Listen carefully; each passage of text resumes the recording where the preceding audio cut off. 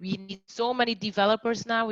There's so much to do around IT, around computers and stuff. So we really need young people to have digital skills, and that's what we will do today. Voila, maybe some numbers here. So we see the initiative is there since 2015. So we're now 5 years later. We have almost 4 million youth engaged. So this is thanks to you guys, because you give these trainings to your students, and this is actually how we can scale up this project. And as Francie said, now it's Corona, it maybe the positive side of it is that we can actually reach more people because of this computer. So again, you see what a great tool a computer can be when you want to develop people, when you want to learn stuff to people. Also very important, and I've seen some women in this call, which I think is very good, is that 50% of students that we teach to are actually women. And this is something that we think is very important. We want to have gender equality. We want to have as much women as men. Normally, the tech, the IT industry used to be mostly a man industry, but we really see this is changing. And that's why I'm very happy that Clarissa and me are giving the training today to prove that, yeah, women also are part of this industry. Also very important is that 6,300 youth, they actually had special needs. So even there, we try to focus on these people even more and give them also an opportunity and a chance to further develop their IT skills. We've organized 55,000 workshops. This year it will be even more because of COVID, and 42% of which are rural areas. And I think it's good now. Also, again, the fact that we're doing this virtually. Normally we would have come to Ghana, which I would have loved. I wish I would be able to come to Ghana again to give the trainings there, but we give it now virtually, which is actually better to engage more people. So you might have been you might be located in the whole country, very spread, but still we can bring everybody together this morning to give this training, which I think is great. Clarissa, can you go to the next slide, please? So your team for today is somebody's not on mute. So your team for today, first of all, myself, my name is Laura. I'm from Belgium. I don't know if you know this country. It's a very, very, very tiny country in Europe. I live in Spain. I moved there 4 years ago to work for SAP. And my hobbies, so I've been to Ghana, I've been to Cote d'Ivoire, I've been to a couple of times to Africa. I really love the continent. I think it's an amazing place. And my hobbies are, I like to run, to jog in the streets, and I like to read books about all types of stories. Clarissa, maybe you can introduce yourself too. Yes. Hi, everybody. Okay, my name is Clarissa. I'm from India. Okay, and I work from Bangalore, which is supposed to be the IT capital of the country. Okay, my hobbies are I love to read and I love to travel. I haven't been to any African country as yet, but I'm hoping that after all the COVID ends, I would be able to visit there. Okay, and I have joined SAP around 5 years ago, and currently I work as a product owner. So I work on software and design softwares that are there.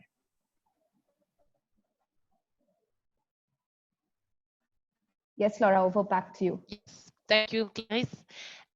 We can go to the next slide. Okay, so this is basically how we will do today's session. We will first start with the introduction of computational thinking. So this is more the theory.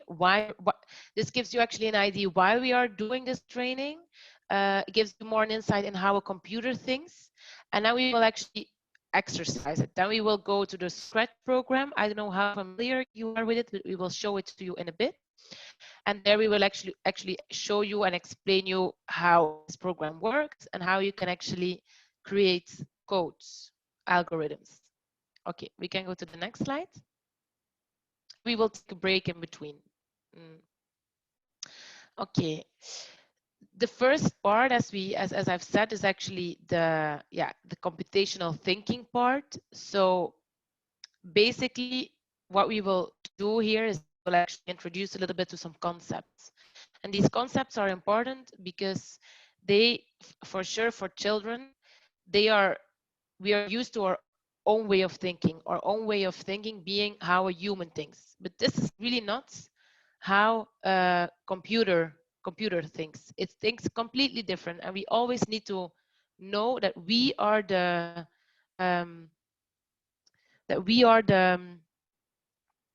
intelligent ones, and that the computer is actually the not intelligent one. Even if you would think sometimes it's the opposite, no, we are the intelligent one, and the computer will do everything that we say.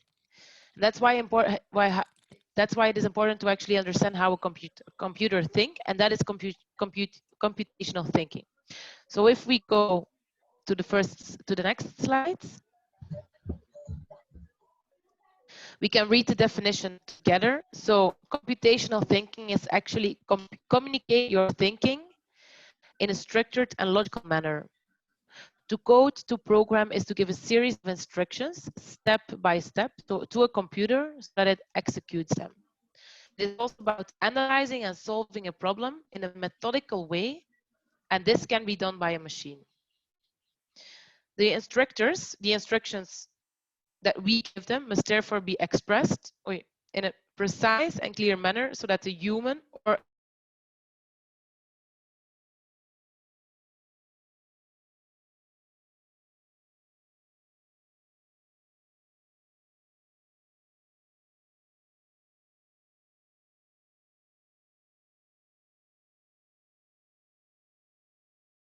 do it too, but we're not super aware of it. So an example for this is, for example, how the elevator works. So if you go into an elevator, actually, if you go into an elevator, you press the button, it will go up, lift down, you press to another button, and this is actually step by step. You give the instruction.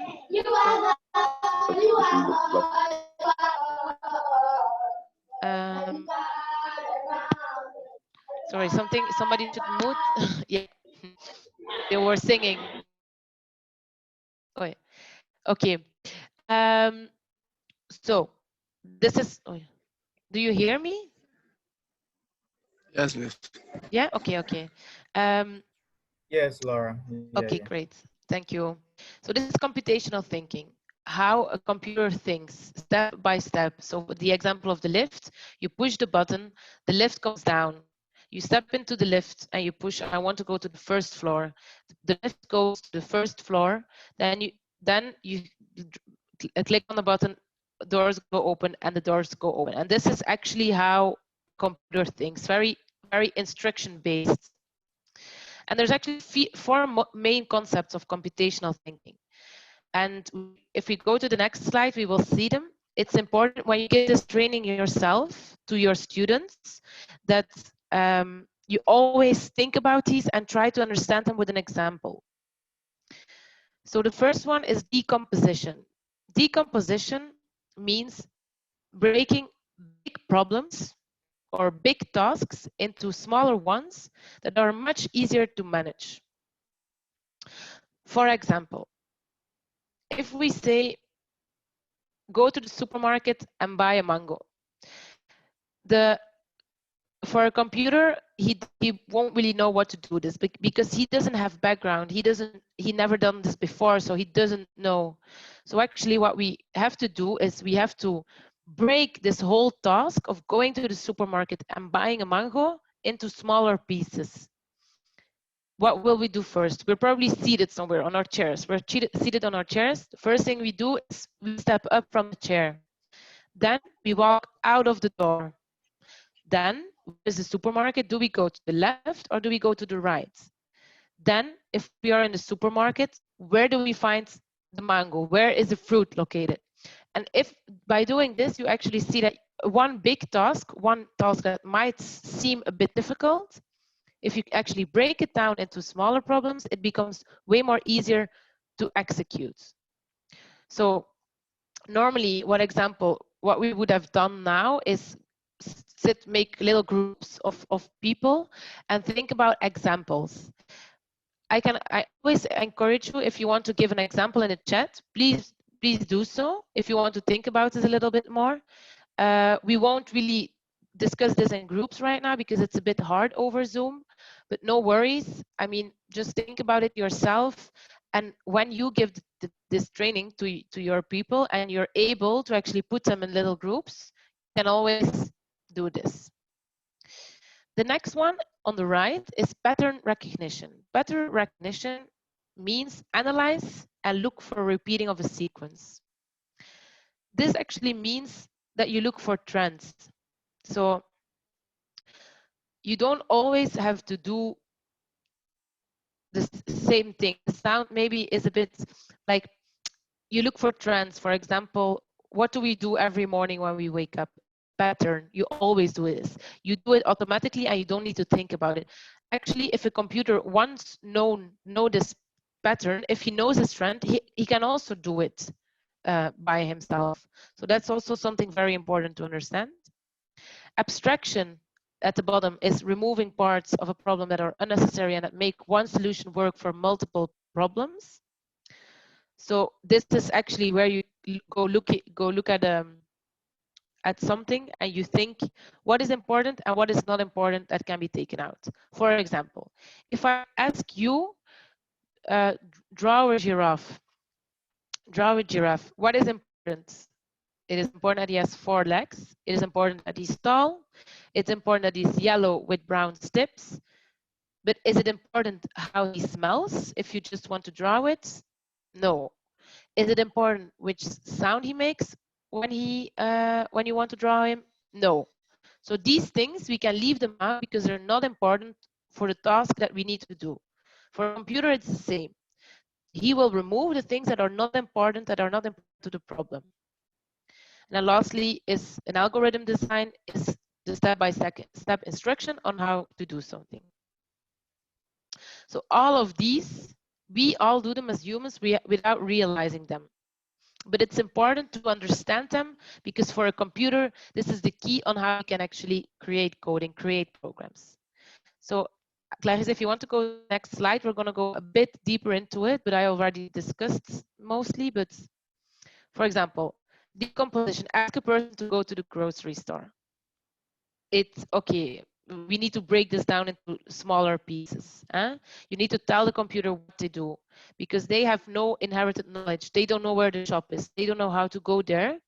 So you really need to explain. The computer needs to understand left, right, how many meters, where is the fruit, and so on. So again, I encourage you, if you do the training yourself, please sit together with your students and think about examples other than grocery shop. Next slide. Next slide. Thank you. Pattern recognition is when we look for trends. So as I said, maybe you can read it. Looking for similarities, trends, or patterns. It invites learners to analyze similar objects or experiences and identify commonalities. By finding what the objects or experiences have in common, young learners can begin to develop an understanding of trends and therefore they are able to make predictions. So we look for trends, we look for things that we can reuse.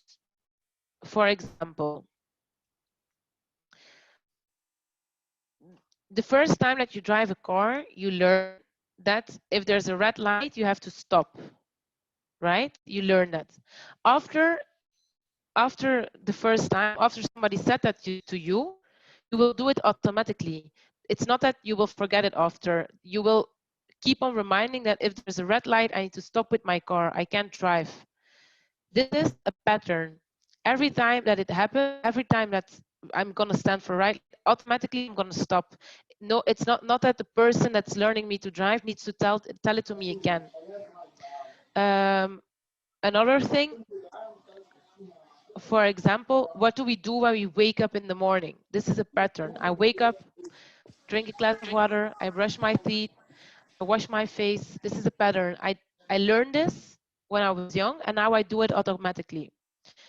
The computer is the same. If he recognizes a pattern, we can actually reuse it. We don't have to explain it all the time again.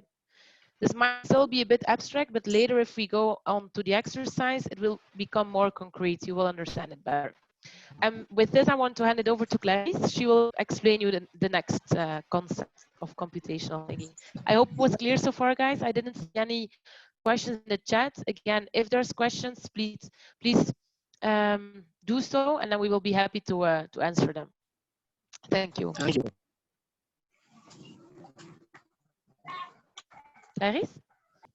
Yes. Okay. So I think till now, Laura has set a nice context to understand two of the computational thinking topics, right? The decomposition and the pattern recognition.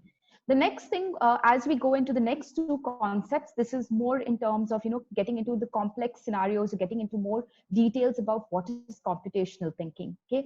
One of the next topics is abstraction. What do I mean by that? Abstraction seems like a very complicated term, and it's, it looks like it's something very computer related, right? But no, this is something that we do in our daily life. It is like we try to break down the problem, okay, and remove the unnecessary parts and keeps things that are common, right? Why do we do this? We do something like this because we want to repeat the same thing again and again to everybody, right? So that we can help everybody to understand what exactly we are talking about, right? We don't want to have all the noise behind it, but basically we just want to give them this, understand the problem exactly and find the solution that works multiple times, okay? So when we are going into the exact details, maybe this is something that we can read together, okay?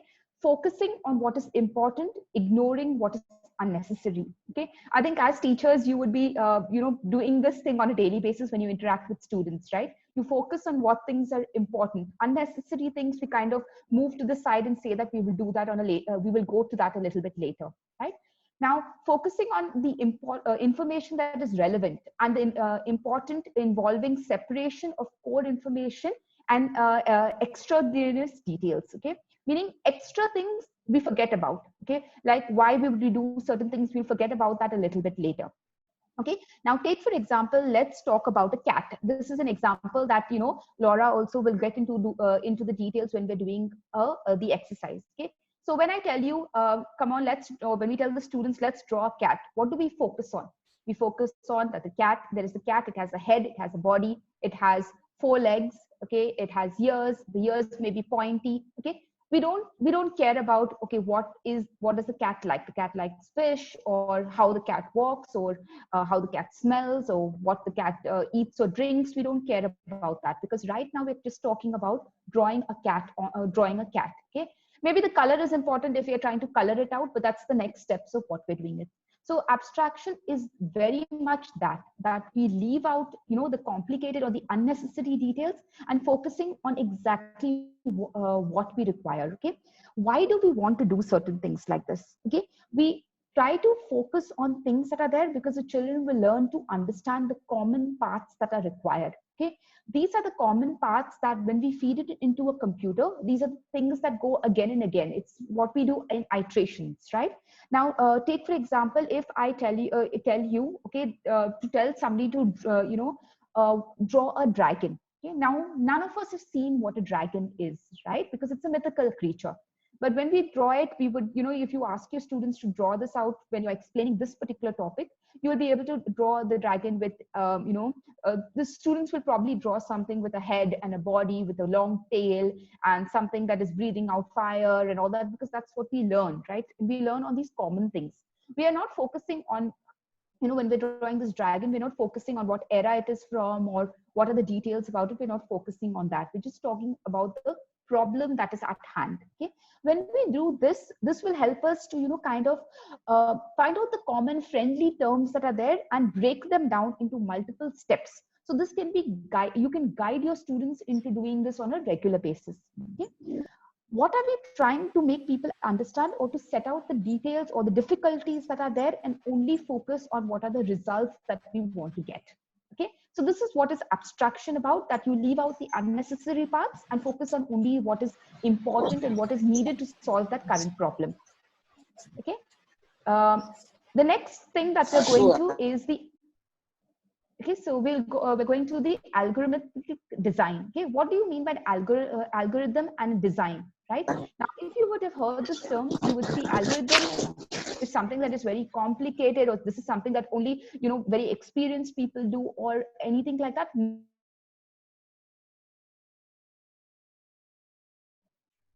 Okay. So this is definitely not that where it is very complicated. It is something that we do again and again. And this is something that we do on a daily basis, right? Doing instructions or giving instructions step by step. Okay. Now, take for example, okay, so let's go to what exactly we, because I think you would be complicated, or you would be, you know, understanding what is an algorithm and why do we need it. That's not important. Okay. Algorithm basically is a set of instructions or a set of steps that you give to complete a task in a in a sequential manner. Okay, so this is a set of rules that you are using to solve the problem that is there. Okay, now take for example, if you ask somebody, as the slide says, to wash clothes, right?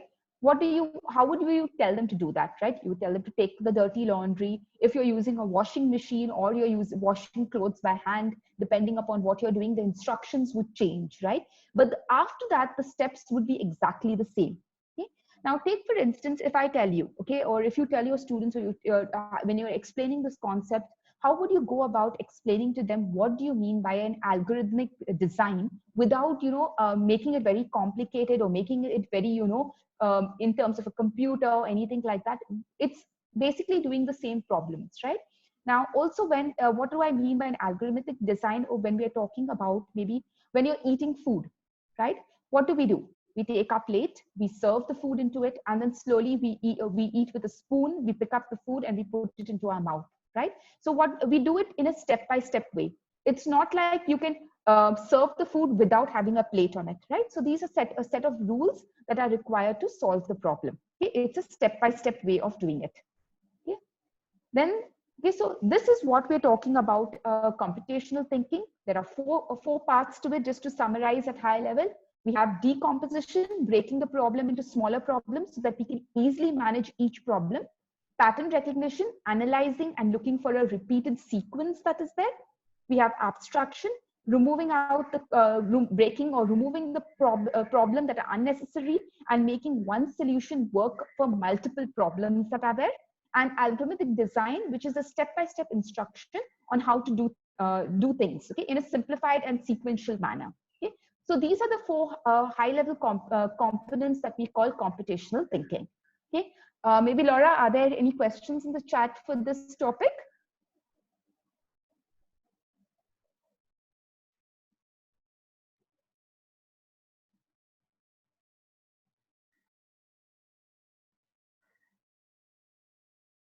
Okay, maybe so I'll just.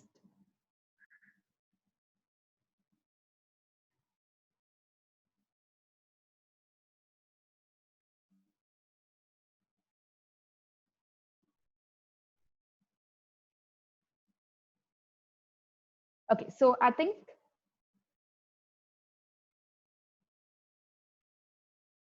Okay, so then let's move on to the next topic that is there. Okay, so this ideally, when we're giving this training, we would have the next task would be a group activity, which would be a step-by-step instructions that are there. Okay, and since we are on a we are doing it virtually, it may become a little bit difficult to have or do this group activity. So I would like to explain to you this group activity, and then maybe we will get into more details about, you know, maybe if you have questions on what you want to do or how you would want to do this, maybe we can discuss this. Okay, so in this group activity, what we would like to do is, you would say this group activity is, if it is a monster, okay, if you want to design a monster, what is the thing that you're going to do? So you could divide the group into 4 groups that are there. One group would be discussing what is decomposition. The other one would be doing pattern recognition. The other one would be doing abstraction. The other one would be doing related to the algorithms. Okay, so in this case, you would have what needs to be done to make a monster, right? That is the decomposition part, where you're breaking down what is needed to make a monster, the different parts, breaking them down into smaller problems. The next thing that is there is what are the, if you say pattern recognition, what do monsters have in common, right? So when individual people will say that a monster has this is things that are there, it is scary, it is maybe green, it is it has big teeth, okay, but finding out these common things that are there, not what a monster smells like maybe, or what does the monster do, what are his hobbies and all that. No, we're just talking about the common things, or recognizing patterns that are there. Patterns are things that are common among everybody. Okay, abstraction, taking what's different out, right? Now things that are common, we will concentrate on those things in the group activity, okay, and identifying what are the abstraction levels that are there. Okay, and the next thing that is there is an algorithm, how to put together a series of instructions that your classmates can follow. Okay, so in this group, what they could do is, suppose they had to build this monster, how would you tell this to somebody who has never seen a monster or doesn't know what you're doing, to be able to understand what this activity is all about? Okay, so this is the four things that in a group activity, we ideally, because this is virtual and we are not able to do the group activity, ideally we would have broken up into groups, and we would be able to kind of go into the details about each of these groups that are there and break down these things of these computational thinking aspects to it. Okay. Okay, now, so if does anybody have any questions related to what they could do as a part of this group activity?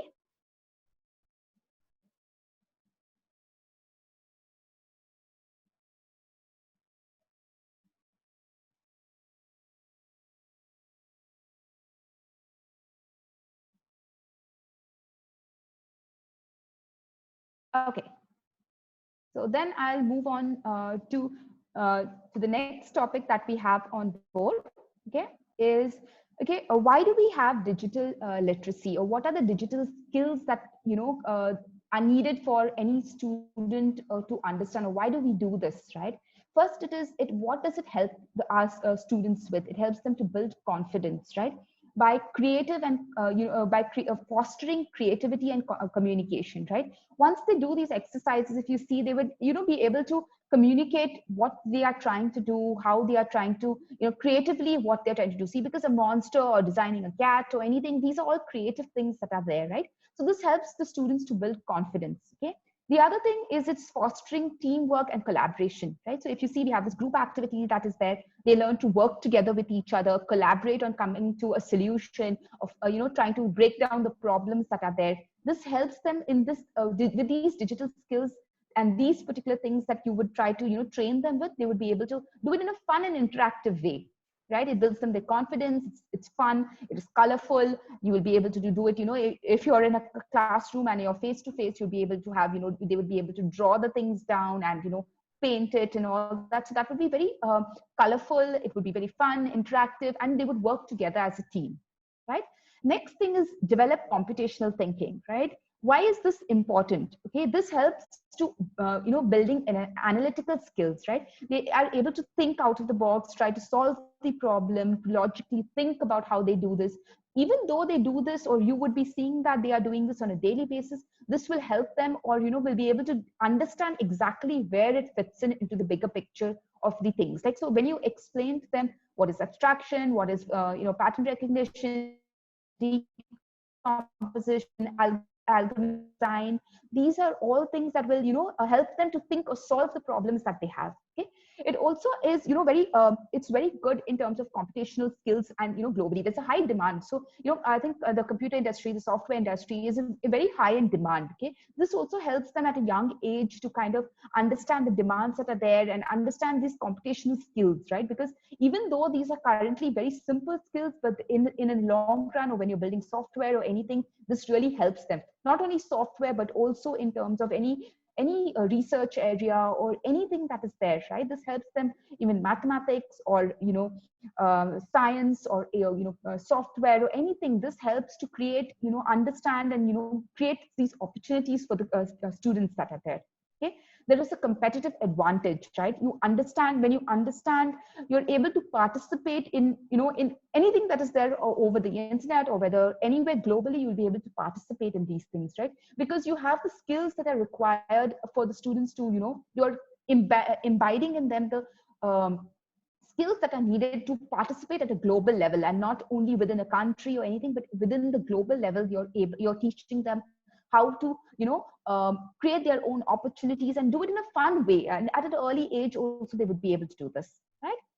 Okay.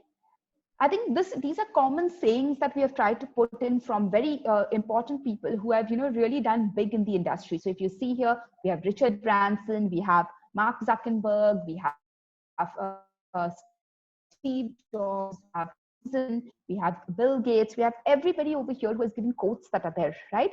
But what is the important parts that we are having over here? Okay, we are able. It's about empowering the students to express themselves through coding, okay, giving children tools for modern communication, right? And this is all about, why do we do this? Why do we as teachers, want students to do this? Because we want to empower them to take on the world, to do, something different, to go beyond boundaries, to kind of allow them to, conquer the world that we have. Okay, so these are the things that, by empowering students to, creatively and confidently do this, we're encouraging them.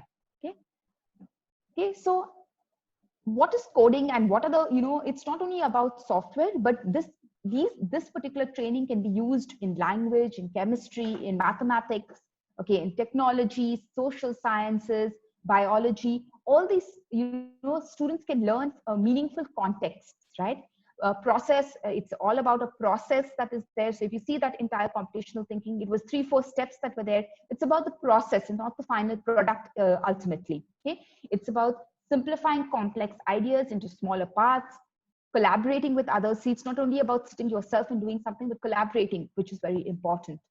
Preserving the face of frustration. Okay, so when you would see that when we're coding, and you'll see that that debugging also, kind of brings out frustration. But when you do it slowly and you try to solve the problems that are there, it also preserves that the way that we do things. Okay, it's also about taking risks. Sometimes you would like to do something different, and it helps students to take risks in trying to doing something innovative that is there.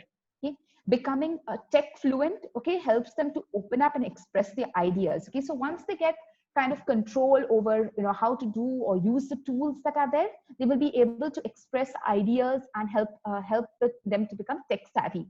Okay, it also is about interacting with the world around them, right? And with these exercises, they will be able to understand what exactly is going on, and they will be able to, these are the skills that they will learn from coding, right? They'll be able to interact with different things, they'll be able to see how things work and all that, and that will help them. Okay, so that's why it's not only about one area, but it's about mastering skills and writing code to leverage all areas, and it's virtually around any subject that you would use code for that, right? So this will help them to do that. Okay, now one of the very important things that is there, I think that's what we touched upon. We always see that we need more women in the women in the industries that are there, right? So right now, if you see that in different countries, there are different if you see different percentage of women that are engaged. Okay, but we would like definitely to increase the number of women that are there in the industry, and these courses or these teaching ways help to also get more women into that. And also, if you see that it's not only male dominated always, so if you see Laura and myself, we also together are giving this training, so you can see that in our industry also there are a lot of women that are there. Okay, now I think let's take a short break. Laura, are you still there? Yes, I'm still here. I'm still here. Okay. I think it's good to take a little break now. How much time do we take, you think? Let's take a 5-minute break.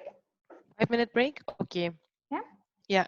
So guys, grab a bit of water. See you in 5 minutes. Okay. We will come back in 5 minutes. I hope it was clear for you. And if you have questions in the meanwhile, please feel free to share them with us. All right. So this is also a good time to also share your concerns and the questions. If you have anything that you didn't understand, it's important you get this. So let's use this break. If you're not having any water break, then please, if you have a question, please chip your question in and it will be addressed for you. Okay? Exactly. Clarissa, speech. Yes. Yes, Clarissa, when you are talking, your voice is very fast, so we can't get a temperature. So the next time when you're talking, try to lower it a bit. Sure, Thank sure. you. Yeah, Thank you. good Vincent, feedback. That's it. So Clarissa need to slow down for us a bit. Yes, because it's very fast. She's very fast. Okay. Okay, Sure. thank you. Vincent, is there anything specific that you would like me to repeat? I would be more than happy to do that. Oh no, for now it's okay. I'm okay. I think it might be because in your language in Indian I- you talk faster. breaking. You Yes. talk fast, no? Yes.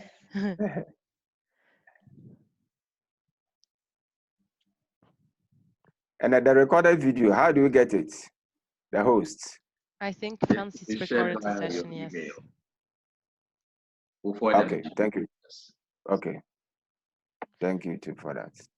Guys, is it the first time that you are participating in this, or is this not new for you?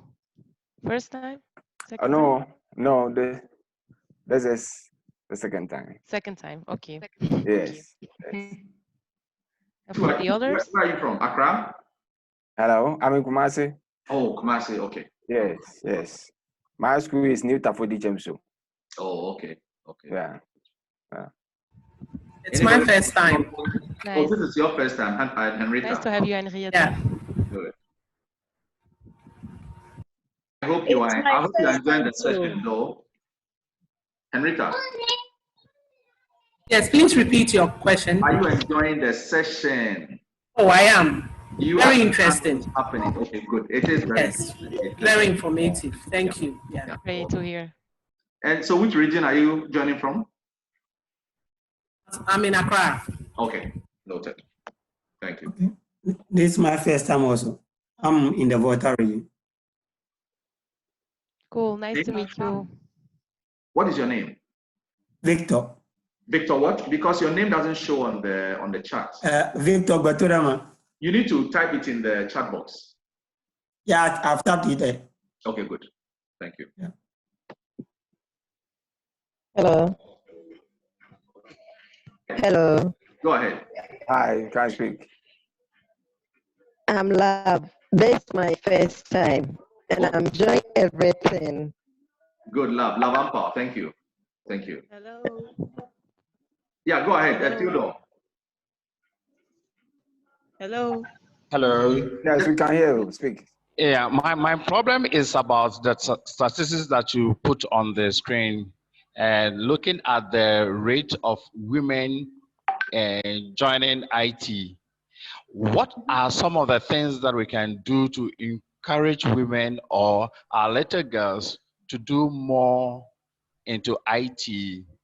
And again, some of the challenges we encounter is that people try to talk more of some of the sciences and mathematics and other subjects as the relevant one instead of using IT to do the rest. So what are some of the means by which we can use to encourage our girls into IT? Thank you. Probably our guests can help us address that question. How did they get into, IT? Laura and Clarissa, maybe you can help us, because your question you asked is very relevant, Theodore. It's very relevant. The world lacks the world lacks women in the IT industry, and that is why we are pushing for girls to get involved in IT. But probably, yeah, Laura and Clarissa, you can help us address that question. Right. Thank you. Hello. Yeah. Hi. Hi. Hello. Yeah, I can start for my part. I think this is something recent, more recent.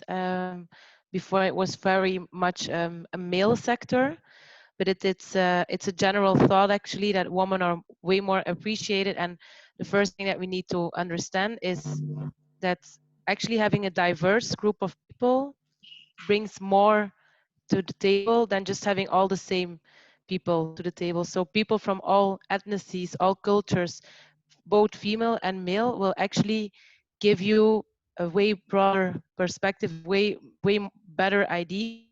So I think that's very important to do. And then what you can do for yourself is encourage the people that you teach, the women, to have the confidence, because sometimes it's also a little bit a problem of confidence. That's apparently men tend to be more confident than women. So give them the confidence that they can actually be a part of this industry, that they have the right skills, that they can develop the right expertise to be part of this industry. And I think it starts with these little things. And then from the other side, it's also the government, of course, and these types of institutions that should incentive women maybe a little bit more. But as for yourself, I would say empower women, give them the confidence to make them feel that they can also be a part of this industry and that they have the right skill sets, yeah, to work in this industry. Good response. Okay, I guess we can continue with the training now, and we'll have some more time at the end of the session as well to interact further. Okay, so yeah, let's go ahead. Great. Okay. So everybody's muted again. Okay, cool. So as we told you in the second part, we will actually introduce you to the Scratch program. I don't know how experienced you are with this program. I will share my screen right away so you can see it. 1 second. Share screen.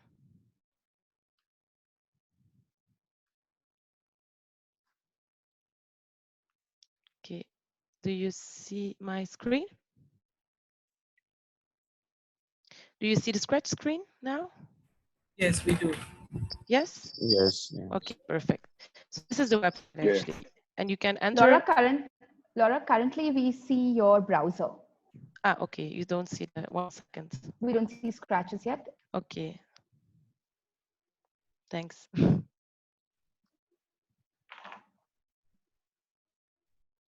you see it now? Yes, we see it now. Yeah. Okay, great, great.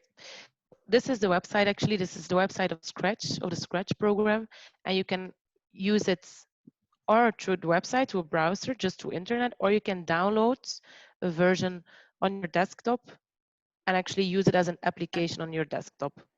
Both work. For example, if you don't have good Wi-Fi, it would be easier for you to download the program, and then you can use it without having an internet connection. But both work. And if you use the website, you're always sure that you have the latest version. And this is actually how the interface look. We will go deeper into it in a second. If you would like to download it, you just go to the bottom of the screen and you click here on download. And then you download it depending on the version of computer that you have. As you can see, so let's go in it. If you want to start with a project, you click on create. Then you will actually go into an empty project that you can start with. And this program, as you can see, because first, if I heard of maybe something important to explain to. So I am not a coder, I'm not a developer, I'm actually in sales. So I sell SAP software to Belgian companies. So I didn't have a background in, I do have a background in IT, but more in the business side, not in the technical side.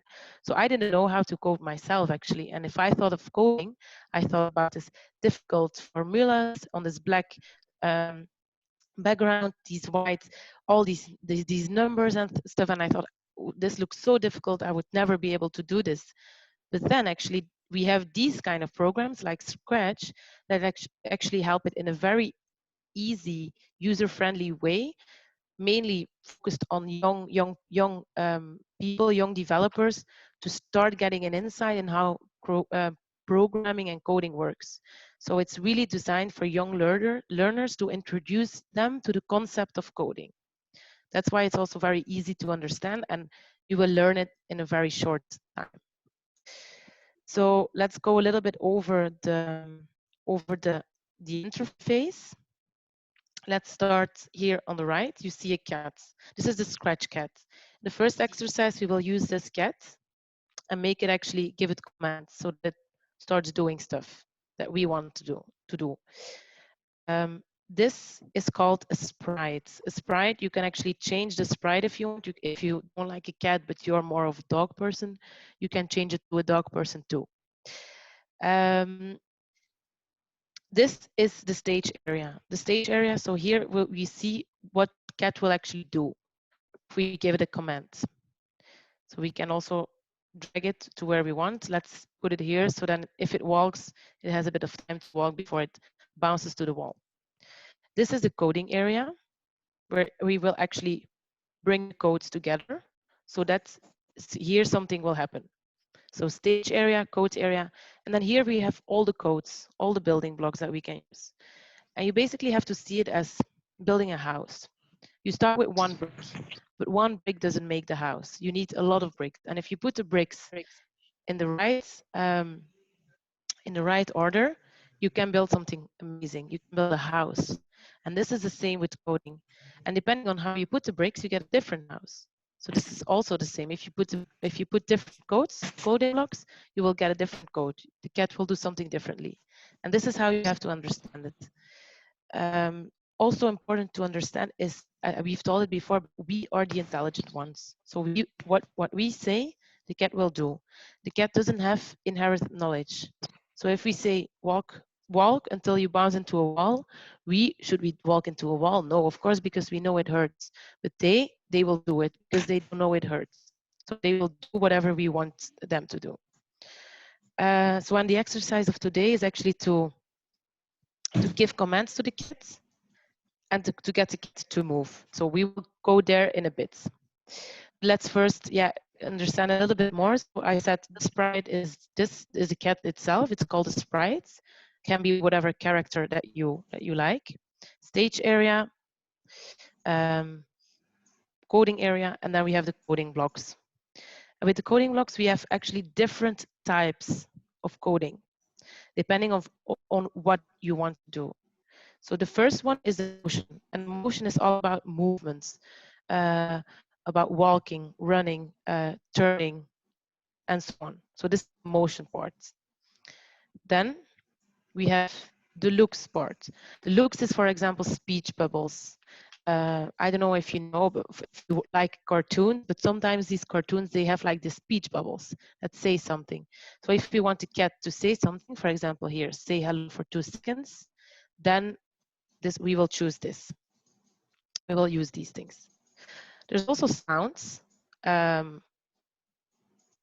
Depending, I don't know if you will hear it later on, because it's not, I mean, we have to share the sound too then, but you can also, for example, make the cat say meow if you like, or even make it a different sound, because in the real world, cat says meow, but if we say to the cat, say woof woof, like a dog, it will say woof woof because they don't know. We are the intelligent ones.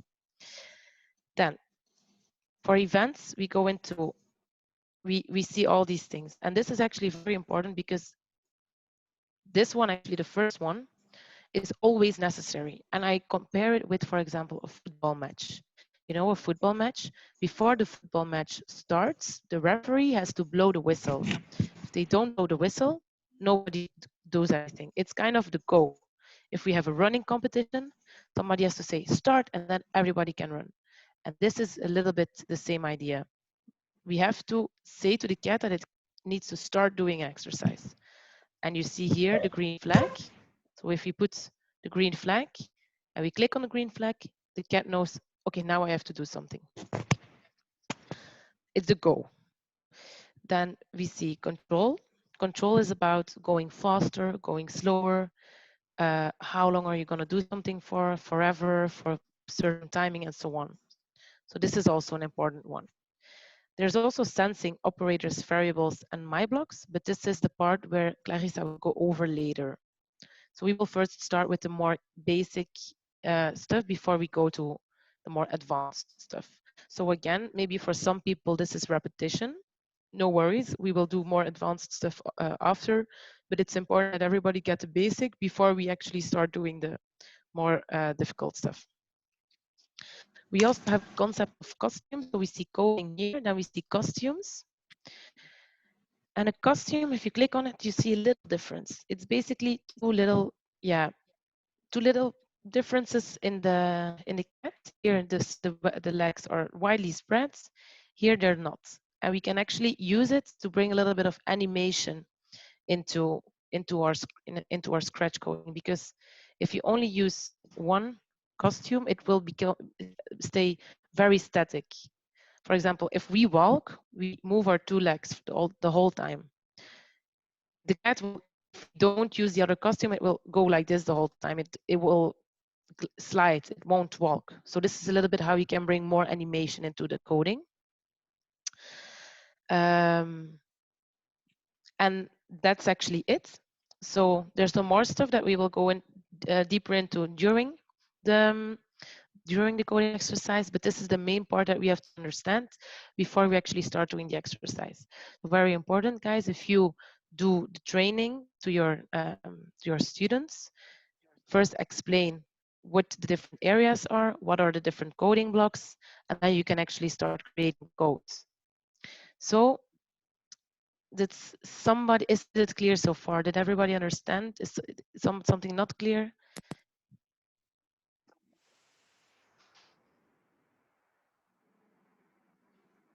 So I suppose everything is clear then.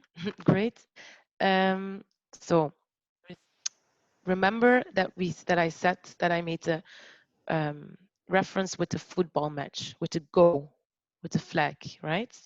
This is always the first thing that we will use. You can use different ones, but to make it easy, we will always use when the green flag is clicked. So nothing will happen now, but the moment we click on the green flag and there's coding underneath, things will start moving. Let's say you first want to get to say something. We go into looks, and then we take this say hello. Hi, my name is Laura. For 4 seconds. Know that everything for these codes, everything that has a white background, you can actually change. So you can change numbers if you want to have it longer or shorter. You can change the text if you want to have a different text. If you want to say, hi, my name is your own name, please do so. But you can change everything that has a bit wide background by just typing it. So this is the first thing that we want to do. So we will now click on the green flag and let's see what the cat does. As you can see, we gave the cat a command to say, hi, my name is Lara for 4 seconds, and it will do so. Great.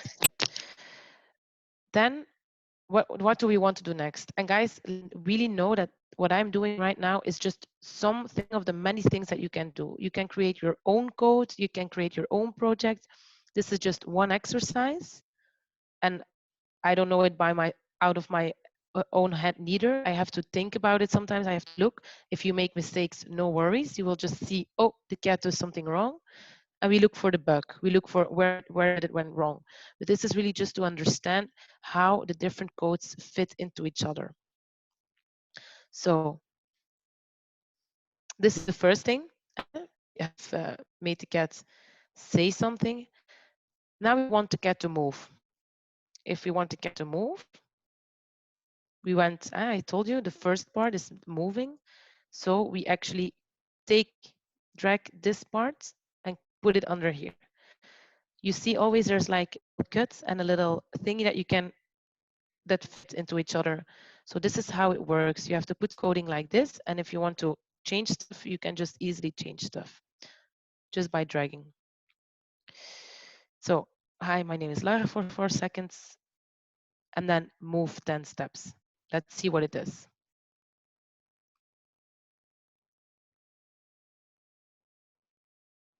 And it moved. You have to be very, very concentrated because it just moved a little bit and very quickly. So let's just say instead of 10 steps, 100 steps, and do it again. Hi, my name is Lara for 4 seconds, and then 100 steps. Okay, that was already a bit more no. So okay, let's also change maybe 4 seconds to 2 seconds again, because I think 4 is a bit lot. Okay, so we change this back to 10 instead of, but we want to do this like, we want to get to walk, right? It's not enough to just walk once. We want to get to walk, to continuously walk. So what we will do is we will go to control, because there you can actually create a repetition. You can make it longer, you can make it shorter. So we will actually go to control and repeat. Take the repeat loop. Or no, we take the forever loop. We want the cat to walk forever. So we take the forever loop. Should it be here? No, not really, because we first want the cat to tell that they need to do something forever, and then we want to tell the cat what it is that they should do forever. So we take the forever loop first. So we tell the cat, you will have to do something forever, and then we will tell what you will have to do forever is move 10 steps. So,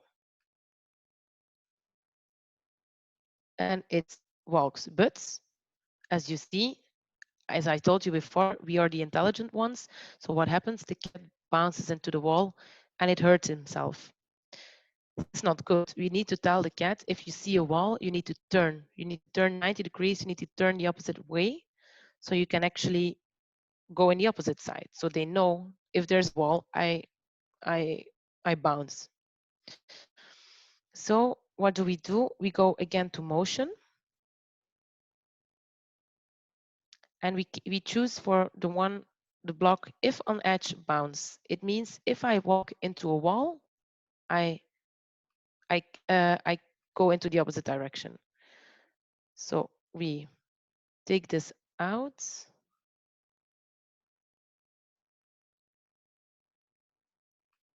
No, I'm wrong, sorry. So as you see, sometimes I'm also still not a professional in design, but you just try things out, and then you see, okay, so this needs to stay here. These need to get, loose. This here. And then if on edge bounce, you see? So now we tell the cat, so when the green flag is clicked, you say, hi, my name is Laura for 2 seconds. Then we will have to do something forever, which is moving 10 steps. And if you walk into a wall, you go into this different direction. So let's bring the cat back and let's try it out.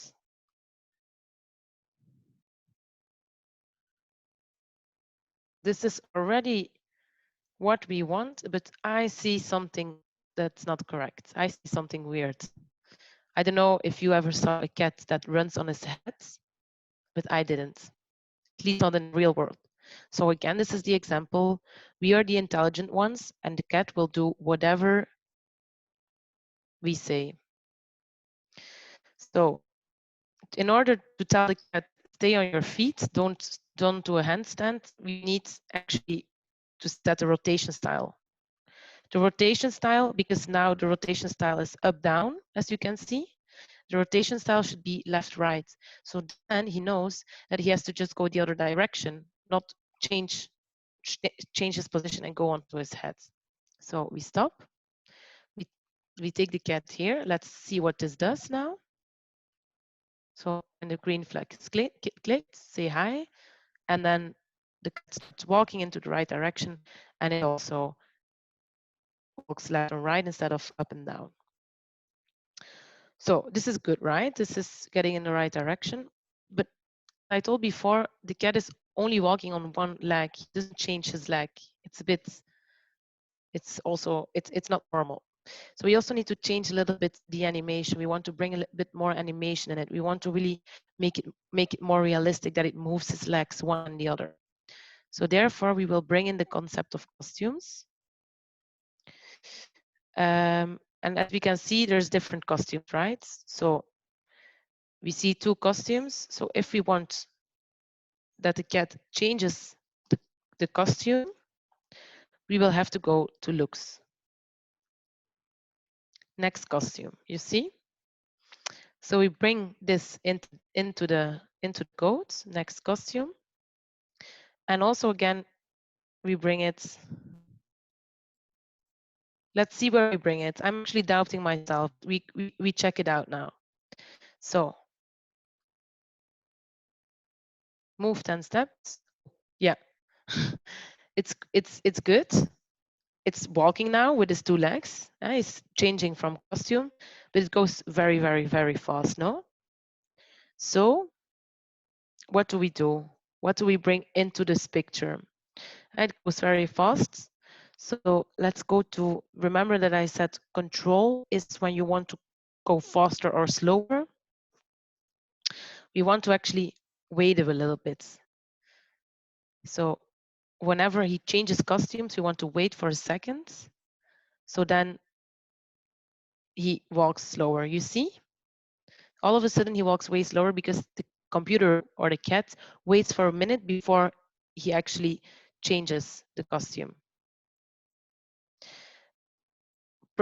Probably there's other ways of making the cat doing this, and this is the concept. We want to experiment how efficient can we actually create this code, how efficient can we make the cat doing this, and this is where we actually are experimenting. So I invite you to actually experiment for yourself, do different exercises, create something out of yourself that you want to see the cat doing, and yeah, see how it reacts and see what's the most efficient way of doing something. For example, if we, okay, now we will have to take it out for a bit. We'll do, if you want to change, you will also always have to take all the parts out up till the part that you want to change. So let's see what this gives, for example. So start when a green flag is clicked, forever move 10 steps. Now he's like doing the moonwalk like Michael Jackson. You see? So there's can be a lot of different things, and depending on how you put them, there's actually, yeah, the cat is gonna change his what he's doing. So wait, now I forgot. Yeah, I think it's this way. Let's keep it this way.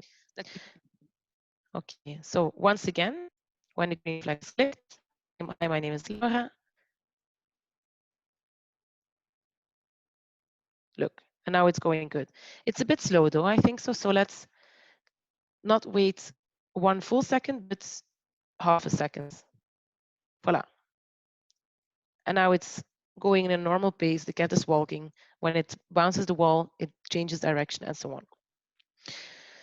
So this is it. This is the part for the coding of the cats. Again, you can choose, you can do all kinds of different codes. You can create a completely different cat than I have done. But we can also change, now it's a bit boring, the background, it's just white. We can also change this. Where do we change this? Completely in the back, in the bottom of the screen on the right, you see choose a backdrop. So you click on this one and you have a lot of categories, a lot of options that you can choose from. For it's not really downloading right now, but let's go to space. Wait, I don't know why this is not downloading. Anyways, let's choose for the moon. And then we see the cat is on the moon all of a sudden. So we can choose again for a background. We see already a little bit more. We can choose the desert, for example. It's a bit closer to you than the moon. Voila, and the cat is on the desert. So again, you can go here, choose a background. You can even upload a picture you've taken yourself. It's really cool too. So you can choose whatever you want. And then if you just go to sounds, wait, I will 1 second make sure that the computer sound is on.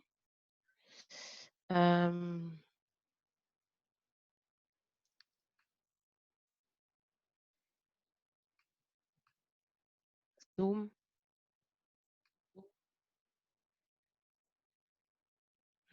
Okay. More share screen. Share computer sound. Now it should. Oh, okay. Okay. I promised that we would also look how the cat meows, right? So therefore we need to go to sound.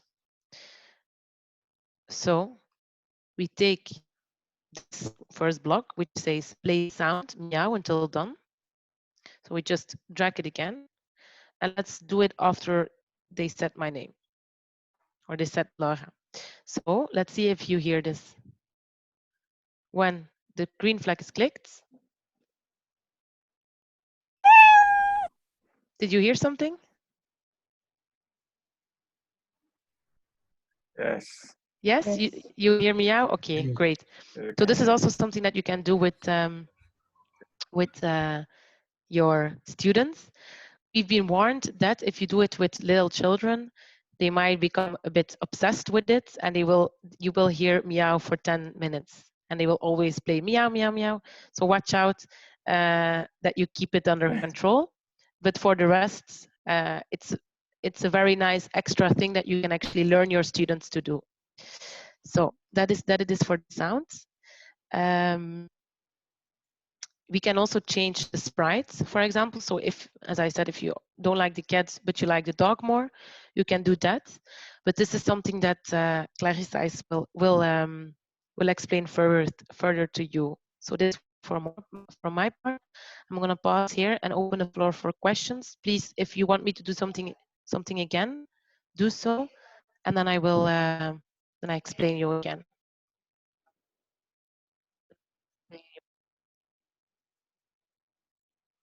Theodore,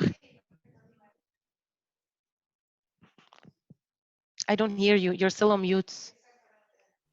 Okay. I Yeah. think it's now. Right. Besides this, using it for the sprint for, let's say, cartooning, I'll be more interested in how you can use it to encourage the children to add, subtract, and multiply. So if we could have an example of such at the moment, so that we get into that more, then we use this part to entertain them while still learning. So we would like to get that of the addition and multiplication aspect of it. Great question. Great Right. question. And you're actually reading our minds, because this is the next part that we will explain. So Clarisse, she will explain the the subtraction and the add, the add numbers part. So we will go into that in 2 seconds. All right. Thank Great. you. Somebody has another question? I see some hands raised. There's hand raised. Sorry, I don't. I should. Guys, if you have a question, please share it in the chat, or if not, just share it with us right now. Hello. Hello, Sir Nana. Yeah, I have a question. I can see a sound on the tab menu where we have the code, the costume, and sound. Yes. And there is another sound under the code. I want to know the difference between those sounds. Is it that the one under the code is for the character and the other one is for the background sound, or what? I want to know the clear-cut difference between the two. Great question. So the difference here, so here if we see sound and we click on this sound, it's basically, this is just the block. So this is basically just what you, wait, it did it again. This is basically just coding. If you want to edit the sound, if you want to, for example, make it faster, make it slower, you see, louder, softer, if you want to change something about it, then you go into this. So this is more into detail. If you really want to edit something, then you go into this sound. This is just, yeah, to put a base block. What is really cool is that if you want to record your own meow, if you don't like the meow of the computer, but you want to do something yourself or another sound, then you can actually also click on recording and do something yourself. So we're not going to do it right now, but test it out for yourself. But that's the big difference between the two. So this is really to change the sound that you choose. Like if it's meow, you want to do it faster, slower, louder, softer, in the opposite way. Let's you know, a bit weird, but okay. That's actually what we can do. That's the big difference. Is it clear for you now? Yes, yes, yes. Amazing. Thank you. More questions? There's a question in the chat box. One of us would like to know whether the mouth of the sprite can move along with the sound. Good question. And actually, to be honest, I don't know, maybe Clarisse knows. I don't know. We can. Sure, Laura, maybe I can take the question. Yeah. Yes. So you can make the mouth, as Laura had shown, the legs moving, and that is based on the actions that are there or the costumes that you have. Based on if you have a costume which makes the mouth open, then you can use that also to have the same behavior, how the legs are moving. Hopefully that answers your question. So it's exactly the same way as the legs, you do it with the mouth. Currently, I think, Laura, we don't have a costume for the mouth moving, so I don't think we'll be able to show that as in that, but I think you can definitely try that to get a costume where the mouth also opens and closes, and you can, you know, tailor make that when the cat is meowing. Yeah, so depending on the costumes that are available, you can change the mouth. In this, it's just the legs, but I can show you there's a lot of different sprites you can choose from, as you can see, and some have like 6, 7 costumes, so you can actually change the mouth. For example, this person, she look, we have the person and the cat on the same floor, and here she's actually dancing, you see, so we can make her dance. So if we now, you see there's all the code is gone that we used before. All the code is gone. It's not gone, it's just because we are using this sprite, the woman, and the code is on the cat. So if you click on the cat, the coding is back, but sprite doesn't have any coding yet. So again, we choose first when the green flag is clicked, and then we go to next costume. Let's see what it does, huh? She will just do it once because we didn't sell her to do it forever.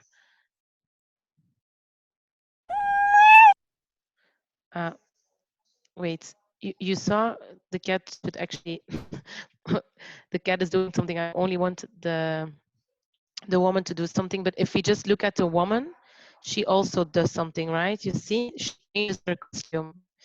So if we make this do it forever, then you will see that she actually starts dancing very quickly. But again, this you can slow her down and again, so it becomes actually something natural. You can actually have multiple sprites on one page. What's also important to understand is that you can actually duplicate the cat. So you just click on the right part of the mouse and you'll duplicate it. Let's do the woman. So you see here, duplicate. We delete the woman. Now we have 2 cats, and if we want to actually introduce the concept of distance, we can click on 1 cat, sprite 1, and instead of 100, we make it 200. So you see that the cat becomes bigger. Okay, Laura, on yeah. this one. Hey. From your talks, you said you can insert a different background. Or if I may ask, can you do the same to the sound? Maybe if you want your character to dance or stuff, can you insert a different sound or music? Yeah. So if you want to do a different sound, for the cats, it's only, let me see. For the cat, I only see a meow sound. But here, you have the option to do different sounds. So you can choose a sound Like from your own music? Yeah, your own music. Okay. Okay. But then you have to record it. You will have to or upload it or record it. So if you like your own music, or you can also choose animals. You can use, you hear this? Yeah. Yeah, you see, oh, look, so you can, the cat can actually say completely wrong sound because they don't make the sound, but you can change all these things, okay? Like with a woman, can you insert the music so that the woman can dance with it? Yeah, you can do that. I invite you to test it out a bit for yourself. But you can easily do that, yes. Okay, thank you. Okay, more questions?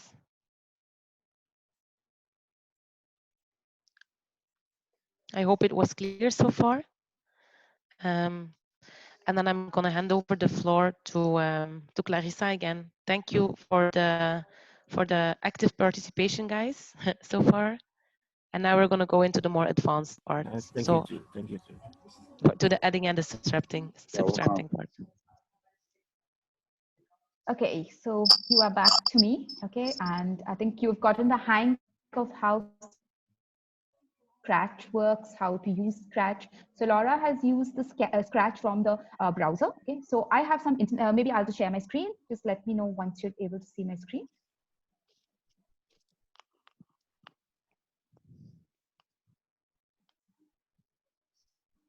You should be able to see my screen, right? So I have a slight internet issue. So I have the desktop version of Scratch. Okay, so it will load. Once you download it, you will be able to get the desktop version of Scratch, right? Now, if you see this is exactly same as the browser, okay, or online version of it. You have the same code, the costumes, the sounds, exactly everything is the same, right? Okay. I think Laura showed you the cat. I do not like cats. Okay, so let me take a different sprite. Okay, so I can, as you saw over here, I deleted the sprite and I'm going to use my own sprite. Okay, so here you'll be able to choose any sprite that you would like. So there are some groupings that are here. So you have animals, you have people, fantasies, dance, music, sports, food, fashion, letters. So you can use any of these sprites to, be able to create interactive and, be able to exactly show or create animations that can teach the students on what they would like. Okay. So in this case, I love dogs. Okay. So I'm going to choose a dog. Okay. So I have a dog over here. And what do I want to do with this exercise basically, right? I want to show some computational expertise, okay, or how you can teach your students how to, do mathematics or play around with an image that is there, but also do some mathematics and learn along with your, sprite that you have, okay. So I have the sprite over here, and as we have, the first thing that you do is that when you say when the green arrow or the green flag is clicked, you want it to do something. Okay, so this is the first starting point or the first instruction or the first sequence of activity that you want your sprite to do. Okay, and one thing that you can see over here, you can see in the this corner that you're playing around with this particular sprite. Okay, and okay, so if you click the arrow, now I'm not doing anything, so it's not going to do anything. Okay. The next thing I would like to do is I want my sprite to say, hello, okay, welcome to maths. Okay, so if you see this is exactly as we had shown earlier. The dog says, welcome to maths, and it does it for 2 seconds and it stops. This does it exactly the way that we want to do it. Okay. Now, the next thing that we want to do is that we want to do the addition. Okay, we want to show how to do addition. Okay, when we do this, what we want to do is, if you would see, there are we want somebody to give us an input, and based on that, we would like an output to be there. Okay, so when we're doing addition of two numbers, okay, we are going for this exercise to start it off simple. We're going to do addition of just two numbers that are there. Okay, so I'll say, or let the dog say, hello, welcome to maths. Okay, and then after that, I will say, let's start by adding two numbers. Okay, if you see here, I have specifically said, let's add two numbers. I have not given the number 2 because this could become a little ambiguous, right? When you're explaining it to children, it could be a little bit ambiguous. So I've put it in words saying that let's add two numbers. Okay, so when I again go to play it, I'll say that it says, the dog says, welcome to maths, and then it says, let's start adding two numbers. Okay, and then it goes off, right? This is exactly as we wanted or what we have done. It does it in a step-by-step fashion. Okay. Next thing that is there is we want to be this door to take two numbers, right? What do I mean by the door to take two numbers? We are introducing something called a variable over here, right? So what do you mean by a variable? It is something that holds a particular value and it is used that keeps on changing, right? So if you go here, okay, to this something called a control, to the events basically. Okay, so if you see here, you have a lot of things that are there. Okay, so you have something called variables over here at the bottommost, right? So I want to have one variable. Okay, in this case, okay, I want to rename the variable. Okay, so if you see here, I will say it as x. Okay, I will say x to 0. Okay, so what does this do? Okay, so if you see here, when I say x, you get this x at the corner over here. And when I play it, says, welcome to maths, let's start adding two numbers. And it does nothing, right? Okay, next thing that I want to do is, okay, I will have the next number that I want to do. Okay, I have another variable. Or if you don't want this, okay, so this is one way of doing it. So sometimes this gets a little bit scratched out. You can pull this apart, okay? And you can also delete things that you want, if you want to delete, okay? Or you can say something called make a variable, okay? When you say make a variable, so if I'll just show it to you once again, you have something on the top here. It's a button called make a variable, okay? A variable over here, you can give it a name. So in this case, I'm saying X. And you can have a variable for all the sprites. So if you had multiple sprites, so as Laura had shown you, that you had a sprite of a cat, and then you had a sprite of a lady dancing, right? So you can make that particular variable applicable only for one sprite, or you want to make it across sprites. For ease of use, I usually do it, considering all the sprites that are there. So I have a variable X. Okay, so sometimes it's because it's already there. We already have this over here. Or we can say we want a variable called y. Okay, so you have two variables now, x and y, right? Okay, delete this and we say we want x to 0. And we say when we want to do y to 0, we can just drop this box down and you will get y to 0.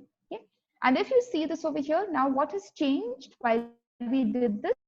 You can see that x and y have appeared over here, right? Now, if I set the value in this case to 1 and this maybe to 2, when I play, you will see immediately that this gets set to 1 and 2, right? So for the initial setup, usually when we start off, we will start it off with 0. So if you say 0 and we play it, okay, step by step, whatever is there, it has set it to 0. Okay. Now, initially to start off with, we don't want, when we are doing any math for this exercise, we want to set the values to nothing, right? So when you play it again, okay, it has set it to nothing. Okay. Now the next thing that we want to do over here, if you see, it's very important as to the order of things, right? We want one thing to go in a particular order, right? This is very important, and this helps to define, as we had said, the algorithmic design part of it. This helps us to do things in a step-by-step manner. Okay. Next thing that we would want to do is, okay, we want to ask for an input, right? We want, since we want to add two numbers, and these two numbers could be any two numbers, we would like some input to be there, right? And for that input, to get the input, there is something called sensing. Okay.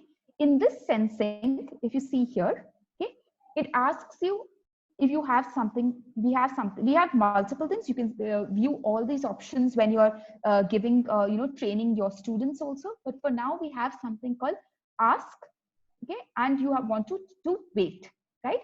So in this case, what we are saying is we want the input the first number, and we are saying wait, right?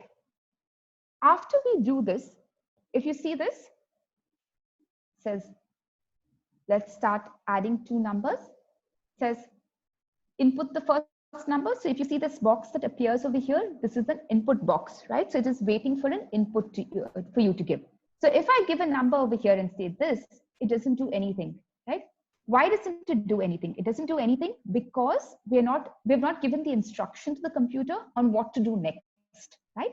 And what we want to do next is we want to set the value of x to a particular number, right? So now we go back to this variables, and you have this called set. Again, we are doing the set x to, now you have this, right? Now you're waiting for this for the input, for the output of this to be the input to the next one, right? How do we get this answer? Again, we go back to sensing, okay? And if you see the sensing over here, below the one that we selected, we have an answer. So you can just put the answer over here. So the input of the first one, of the one over here where we are asking for the input, becomes the output of the first one, sorry, it becomes the input to the next one. So if you see here, if we run it, start adding two numbers, and suppose we say the number 12, you see x gets set to 12 over here, right? Now we want to do the same thing for y, for the second number. Now if you see again and again, we again have a set of instructions, and we have the same pattern repeating itself, right? So again, we do ask for the number. Now in this case, we'll change it, input the second number. Sorry for my spellings. Okay, and again, we do the same thing, is we go again to variables, and you have set, okay, and you select here y, and you want again the answer. So you go to sensing, and then you put the number. So once we play this, now we have come to the point where both x and y have the numbers within them, right? Okay, so we say 12, or let's take a simple, we take 5 and we take 3. So if you see here, both 5 and 3 are, let me rearrange this so you can see, we can rearrange things that are there. Okay, so we have 5 and 3, both are set. The next thing that we want to do is we want to add them, right? That's what is the main motive of adding two numbers. So we have something, if you go, called operators here. Okay, we have something called join, right? Let's use join here. This seems more feasible. Let's use join. Okay, but now what does it do? A join means it's joining two things together, right? And what we want the dog to say out aloud what was the addition that was done. Okay, so we go back to the looks, and we say, we wait for this, and then see, if you see this, we can drag this within it. Okay, so it will say it aloud what we're doing. So over here, okay, so now again, we want the variables that were set over here to be joined, right? So we go back again to the variables, and we put x here, and we put y here, right? Does this make sense? Yes, we're as it says, we're joining the operators, right? So again, we go back here. Okay, input the first number. We have 5 and we have 3. Okay, but if you see here, what has happened, right? Let me put it for longer duration, so 10 seconds maybe. Okay. 5 and 3. It shows 53 here, but that's not exactly what addition is supposed to do, right? So this, if you see this, this also helps you to, be able to understand why this is happening, right? We're debugging it, we're finding out what is the errors. This also, brings about a little bit skills in terms of, encouraging students to understand how to debug, how to find out what errors are happening while coding, because it's not always that we will get everything right in the first time, right? I can tell you this from experience of, working in software, that you will tend to make mistakes, and these things tend to happen. We will be able to learn how to debug it and how to fix these issues, right? Okay, so we realize that, okay, this is not correct. Okay. Sorry, any question there?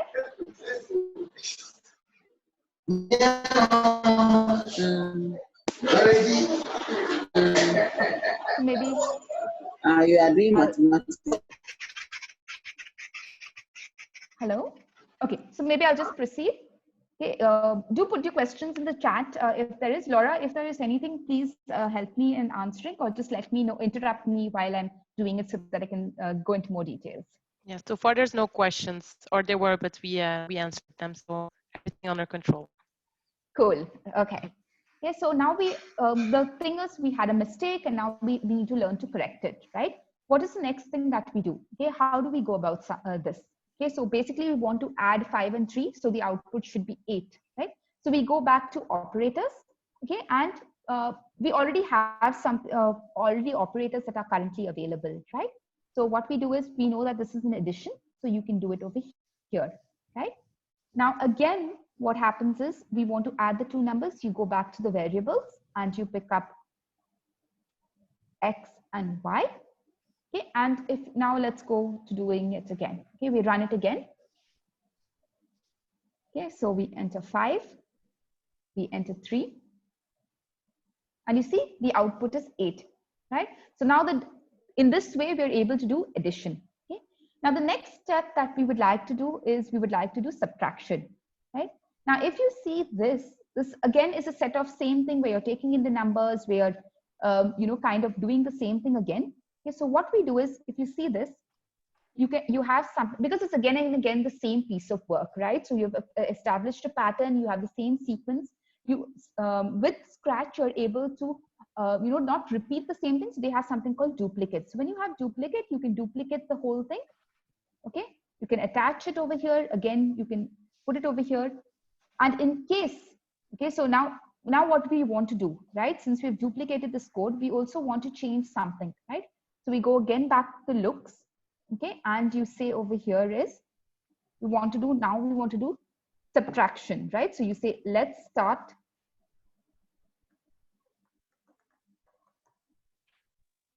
sorry for my spellings.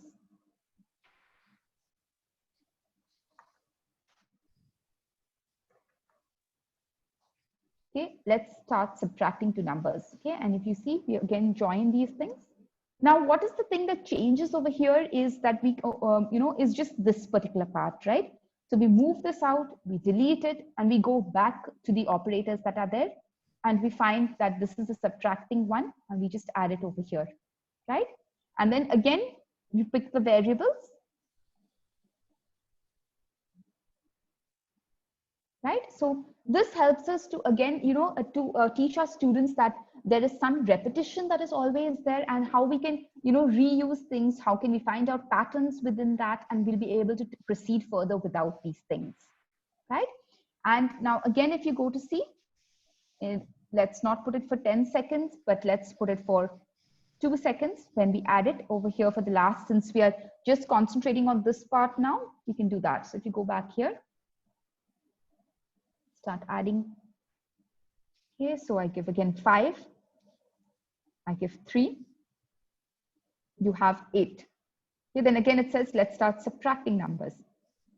Now in this case, I'll give 8, and the second number, I will give it 3, right? So the output should be 5. So if you see, the output is 5.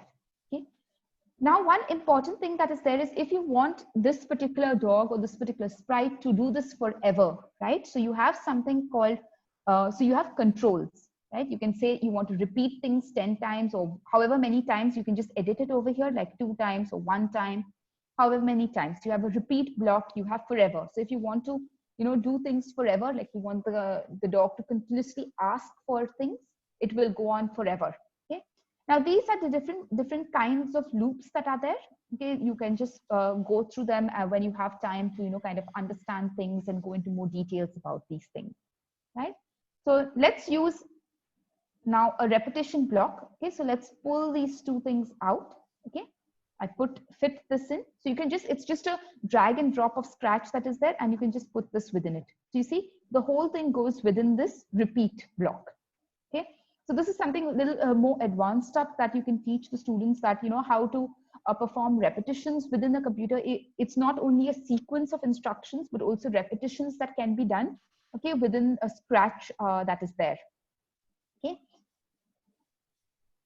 Okay, and this is the same thing. So the next thing that we would like to do within the, so if you want to test this out, how it goes, so we're just saying repeat twice 2 times. Okay, so I'll take 5. I'll take 3, 8. Okay, then the next number is 8 and 7. So if you see, these are also getting changed on the top. So this is the way that we can debug, and you'll be able to check how this is happening also. Okay, so you see it's given the output 8 minus 7. Okay, and again it started, right? Because we have put it into a loop. So again, if I give 4 and I give 3, it says 7. Okay, so suppose I say 100 and I say 25, it says 75. Okay, wait for 10 seconds. Okay. So you see, it has just stopped asking for any input now, right? That has happened because this repeat block is done only once, right? So this is the way that we can bring about a little bit more complexity in terms of, you know, showing students how to use Scratch and these kind of tools to, you know, solve computational problems. The same way you can, teach the students also, or introduce the students to learn things, right? You know, but this is related to addition, but also things like geometry, of, you know, shapes and sizes, and all those things can be done by choosing, you know, appropriate sprites. Also, you can think students can learn things like, how the directions are there, and these kind of things with Scratch you'll be able to introduce the students and also influence them and encourage them, empower them to kind of learn how to do these things, right? So this is, I think this is a little bit for the advanced stuff. You can also choose different operators if you want to show, you know, which is greater than which. This helps. Okay, then also finding a length of certain things that are contained.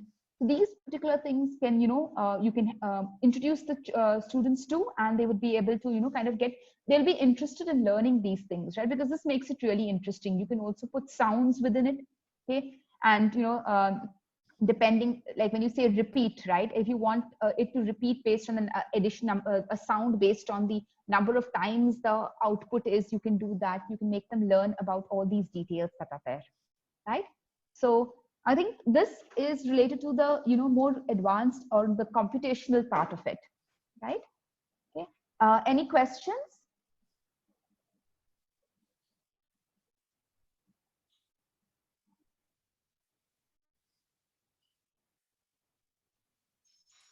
Hello. I want to find out if after setting up or coming up with the algorithm, you can have it down such that you play it back, then it goes through the same motion.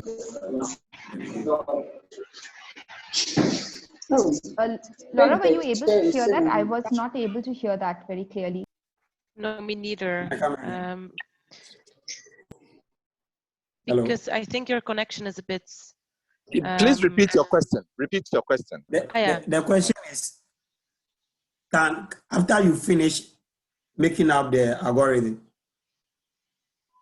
can it be saved such that you play it back and it goes through without showing the coding? I'm not 100%. Somebody else that got a... Victor, we are unable to hear you. I think maybe there's some connection issue. Would you be able to type it in the chat? All right, I'll do so. Okay. I was going to say, or turn off your video because it wasn't very audible. That's why. So I was asking that, can I save the algorithm such that when it is played back, you don't get to see the coding? Yes, if you get the recording after. We are recording the session, and Francis will send you the recording after. Does that answer your question? That is not what he's saying. He's trying to say that after you finish coding, want to play it back. He doesn't want to code. If the code can be hidden from the students. So I think the question, let me rephrase it, is if you're done with your coding blocks, so all the coding blocks are in the middle area, if you then can hide these coding blocks. Yes. You mean you want to save them or you want to hide them? Why would you hide them? So that they don't see the code. Hello, can I come in here? Like, I think you are playing a cartoon. Hello. Yes, okay. So what they are trying to say is that when you are done with the codes and you want to execute it such that the person using the interface doesn't see the coding part, so they only interact with whatever program you've coded. So we just see the interface, actually seeing the coding part of it. Yeah. Yeah, okay, let me show you. I understand it now. Sorry it took so long.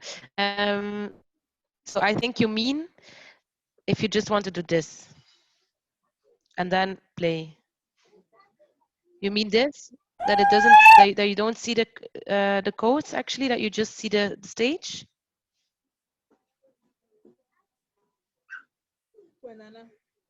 Anyways, exactly. Okay. Okay. So what you do for this? You see my screen, eh? Yes. Yes. Okay. So you click here completely on the right in the top. You have full screen control. If you click on this, everything else just disappears, and you only see what you coded. Well, the result of it. Is that answering your question? It doesn't. Because it will mean that if anyone has the idea to go to full screen, the person can exit the full screen and see the coding. Yes, yeah, true. But I mean, you need the coding. You can't take the coding off. So the only way to kind of show that what you created and the result is to enter the full screen. Of course, after, if you go back to this, you will see the codes, but it's normal because the code is part of the program. They need it. I understand your question, but as we are in the coding program itself, the only way to actually show what we've created in the cat or with the cat is actually to click on the full screen control. What you can, by the way, if you want to save your file after, you just go to File here and then you save to your computer. And then you can save it to your computer. It's always an extension SB3. And then you can actually just start a new project or clicking on New. So Victor, I understand your question. I think the closest we can get is to click here on full screen control. Also know that Scratch, this program is a basic program, right? It's for young developers. It's to learn children how to Scratch. So it's not that advanced in a sense that you can do everything that you want with it. I mean, you can do a lot. But yeah, at the same time, it's for children. So that's why it's also a bit more basic.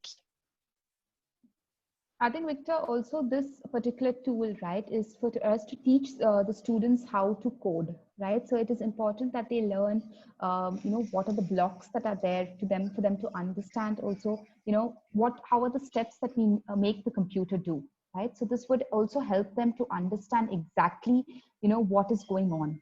So this tool is especially it's a very basic tool to help them to, understand the basics of coding. They will run into some limitations that are there at some point of time, but this is a basic introduction to coding.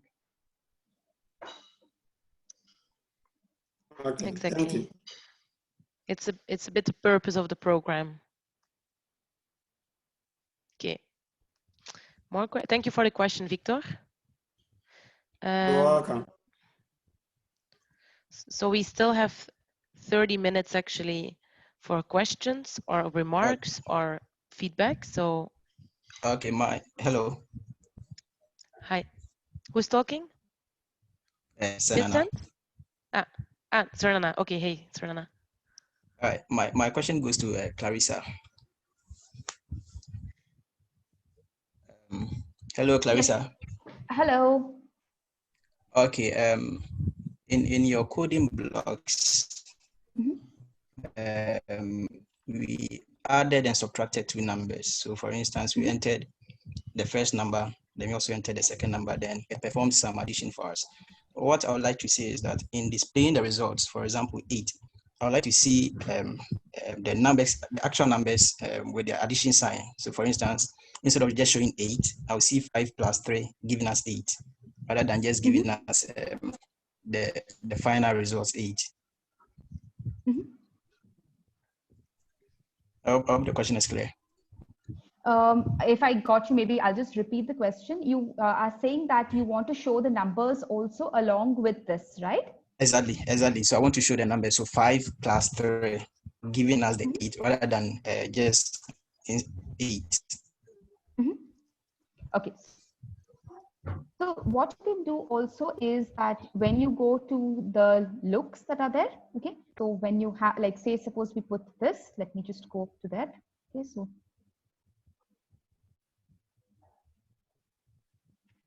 just give me a moment, sorry. My mouse is a bit sticky, sorry about that. Okay, so let me just pull this out.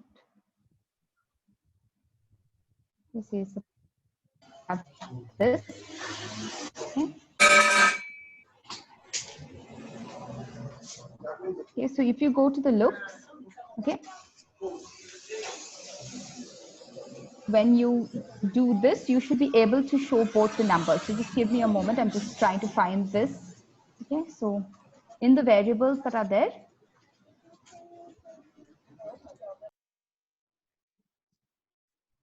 so if you see this, we can show, we can do that also. Let's, 1 second, let's stop it.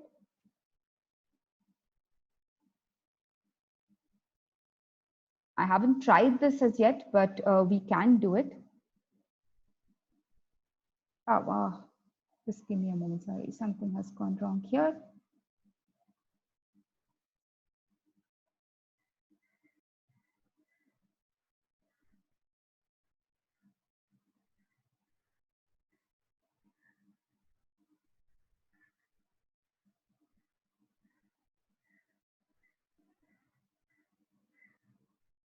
Laura, do you have the one where we put both of them together?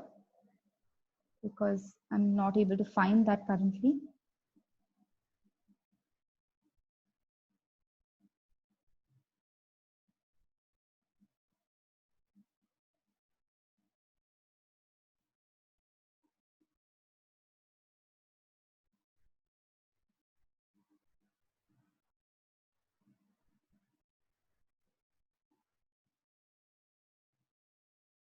So Nana, maybe I'll just get back to you on this. I'm currently unable to find that variable itself, how the control itself, which is doing both of them together. But there is a way to join both of the things. So maybe just a minute, I'll just show you. So if you put a join, okay, so if you put a join and you put X and you put variable Y, okay, and then you can just put another, you can also put another join operation. Okay, so you can make it a complex join operation. If you see here, you can also put another join operation within that. So over here you put X, okay, maybe you want to put equal to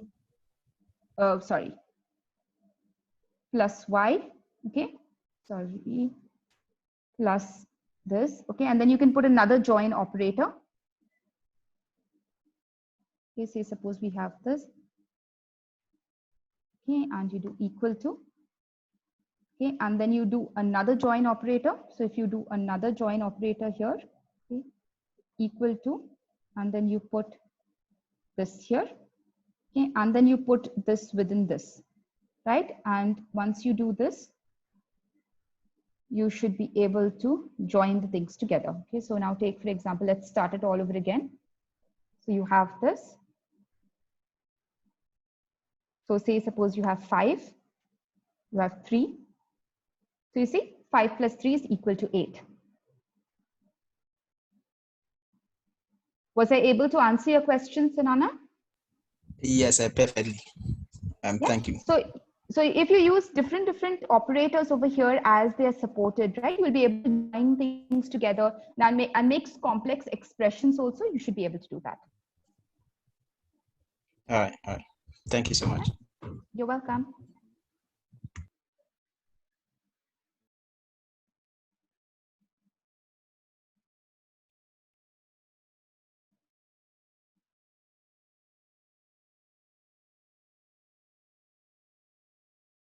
Does anybody have any other questions?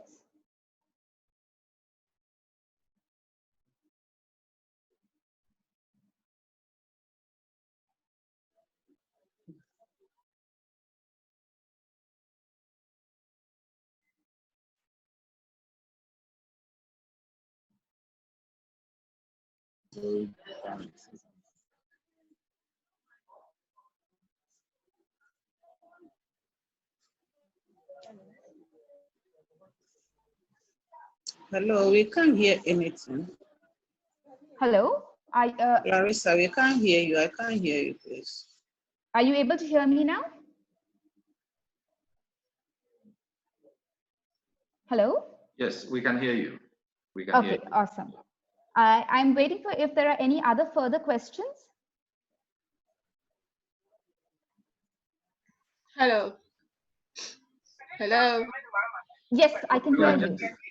Okay, I'm Yes, asking if you can make two or more sprites communicate. How do you make two or more sprites communicate?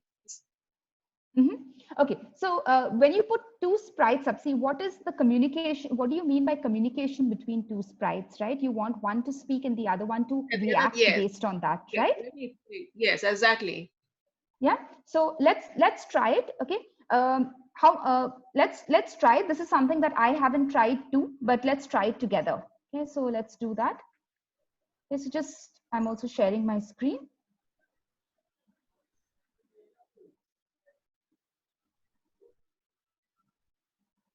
Okay. Okay. So let's do one thing. Let's save this. So I'm going to save this. Okay. So you can save a project. So this is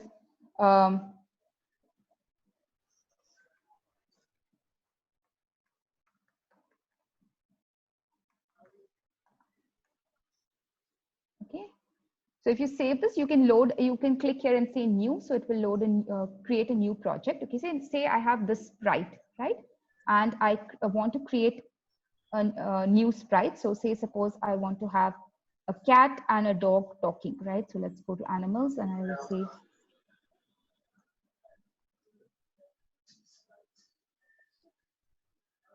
okay, so I have both of them. Okay. So the first thing that we'll do is we'll start with the event. So when you say click, okay. Okay, so let's do we are doing it so if you see here, we are having the dog, okay. So let's talk about, okay, see. Okay, so now we go to the same one for this one, for the scratch. Okay, and we go to events. Okay, and let's say, okay. Now,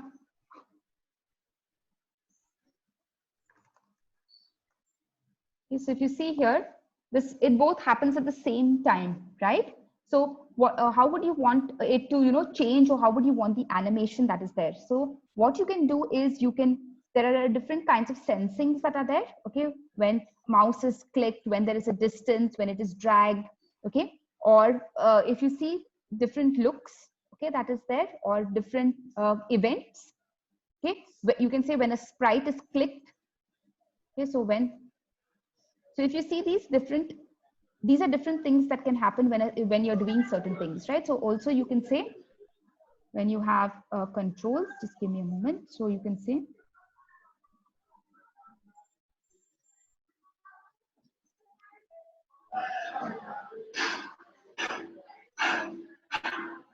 so you can have delays that are there. You can put delays, okay, or you can put when you're putting things, you have set to draggable modes. When you're also putting you can put variables that are there so that they can based on certain times they can consume it. Or the main thing is related to the sensing. So when you have a mouse, okay, when the mouse is there, or when things are there, when even motions, right? So you can say when this is moved to this. Okay, so if you can put if else conditions that are there. So if you see controls. Based on these controls also you can do these things.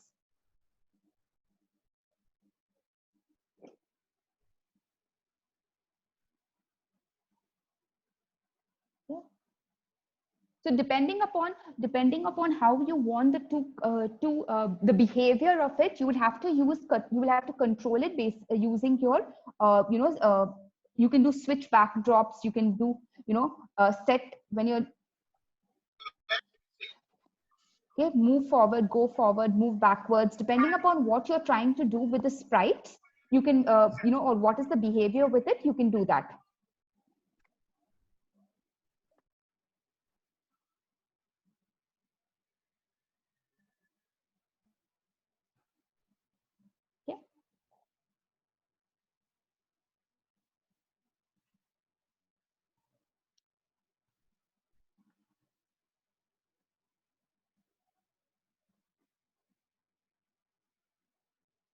Hope that answered your question, Jesse.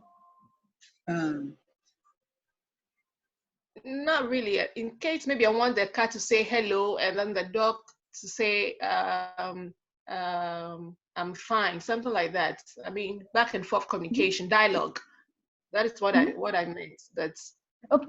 But I mean, but how would you like the dialogue to happen? Based on what? Let's say cat says, "How are you?" and then dog responds, "I'm fine." How do I go about it? That's yes. Yeah, but both of them are based on particular items that are there, right? Just give me one moment. Francis, I think Laura has gotten kicked out of the meeting. Could you please let her in back again? I'm back in. Oh yes, good. Yeah, good. sorry. I was kicked out, but I'm back with my mobile now. Okay. I have a bit of internet connections. Hello. Yeah, yeah, listen, hello.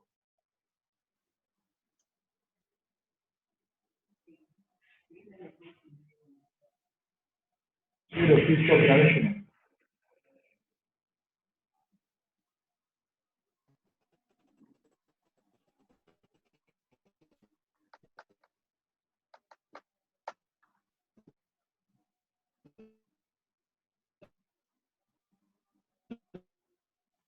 Hello? Yeah, shall we proceed? Let's go ahead.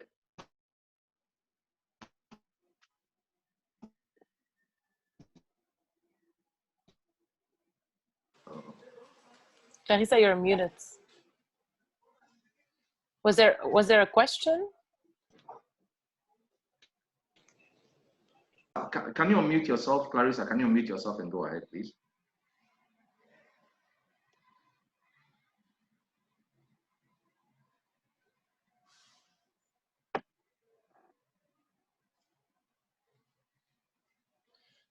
Clarissa, I think you should unmute yourself, but if somebody wants to repeat a question, I'm happy to help too.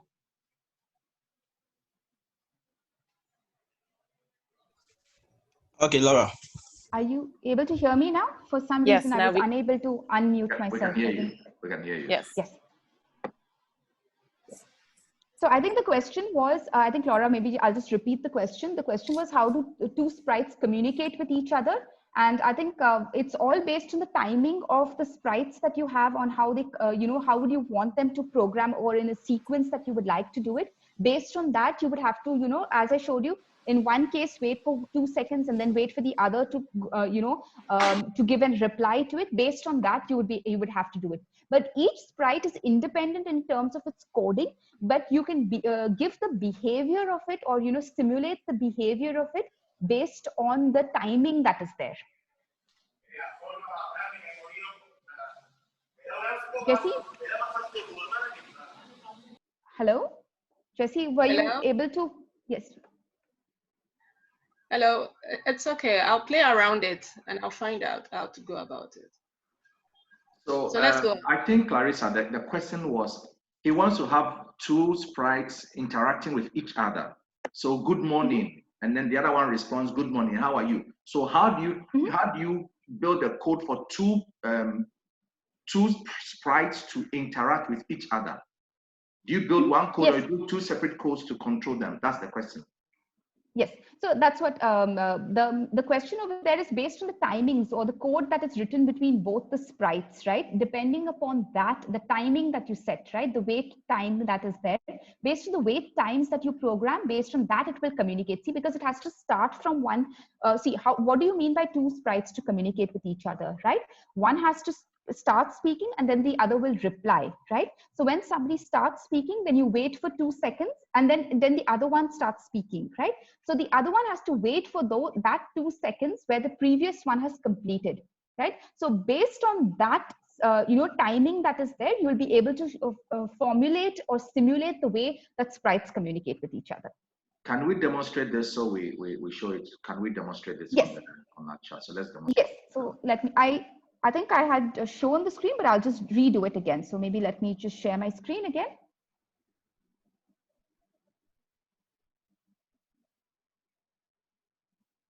Are you able to see my screen? Yes. Yes. Right? Yeah. So see, in the first, so what we are saying is we want the dog to start speaking and then we want the cat to reply, right? So the dog says hello and it waits for 2 seconds, right? Then you go to the cat and you say wait for 2 seconds and then it says hello, I am a cat, and then you wait for 2 seconds, right? Then again, if you say here, okay, so then again you can say, if you go to the controls, you can just say wait 2 seconds, okay, and then, okay, so if you see this behavior, so let's do this. So if you see, the dog says hello, and then the cat replies hello, and then it stops. You have simulated this behavior of one talking to the other based on the waits and based on the loops and based on the repeats that you have, we'll be able to do this. Right? So now in case you want the same behavior to be there, you put a repeat. Okay, this is for the dog. Again, you go to the cat, you do repeat. Now we're doing this 10 times, right? You see, hello, hello, I am a cat. Hello, I am a cat. So simulating that behavior that is there.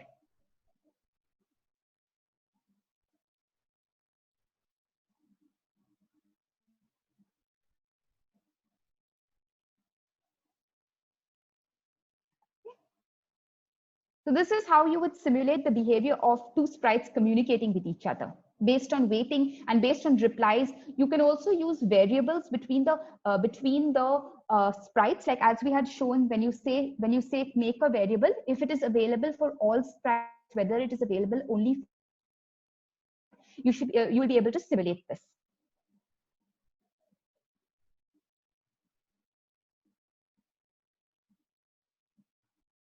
Okay, so this is the way that you would simulate the behavior of them talking to each other.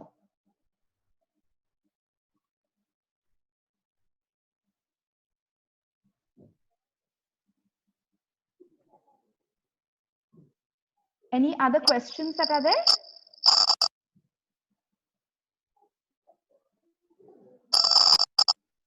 Hello, thank you very much. What about my blogs? How do you build your own blogs? Okay, so if you want to build your own blocks, there is something called My Blocks that is there. Let me again share my screen.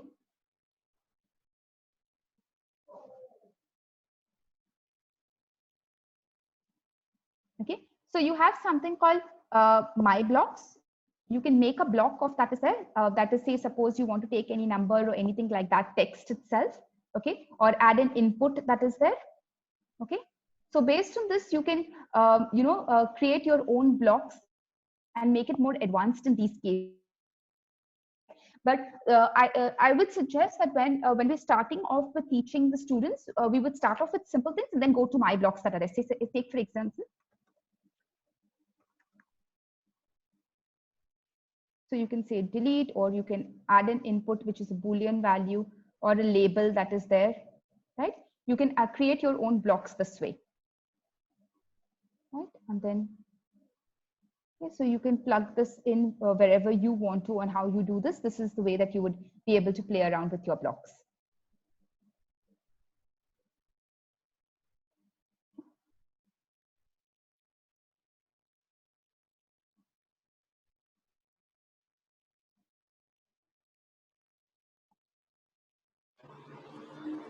You guys ask very smart questions. I'm very happy that Clarissa is in the room as well to answer them.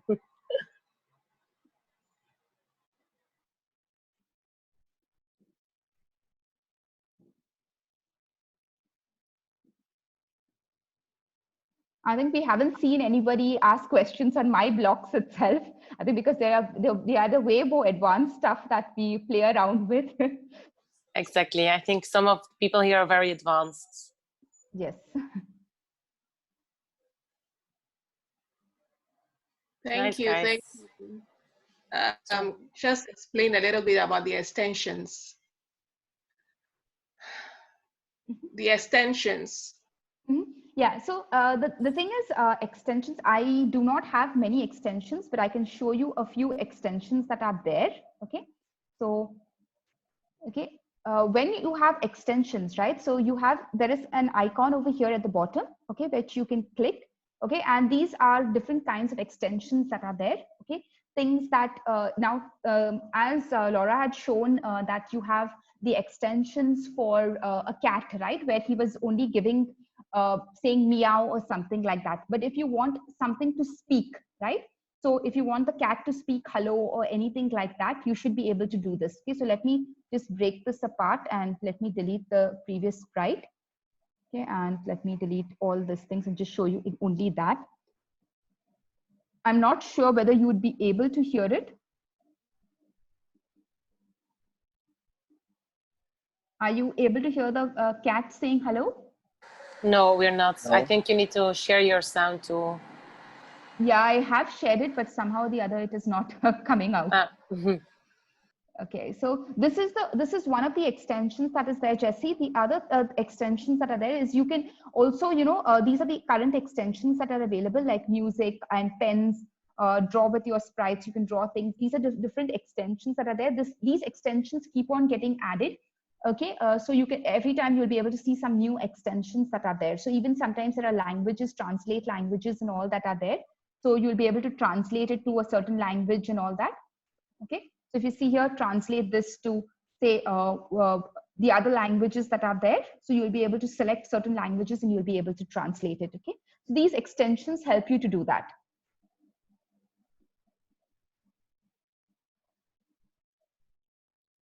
Okay, so this would also help when you're teaching students who speak other different languages besides English or the ones that are present over here, that you will be able to also help them understand or be able for them to be interactive. So over here, language is not a restriction also for teaching somebody how to code, right? This will help them and also encourage them to do certain things that are there beyond, knowing the language of English that is there.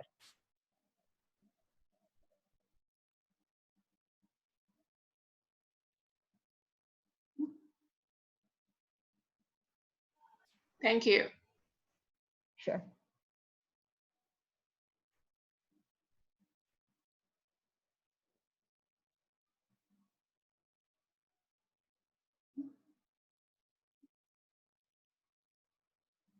I would say that it's, I think it's with this particular tool, it's very easy to understand. And I would say that, if you get yourself started and start playing around it, it is really, interesting and innovative that you can come out with different solutions to teach your students and make it interactive, right? And I think this is one case where you can also encourage the students by teaching them these kind of tools, to bring them into coding and making them learn how to code, right? From a very young age. If you see this, there is you don't really need to have the ages for them to learn. With cats and with dogs, with animals, it can be very relatable for them.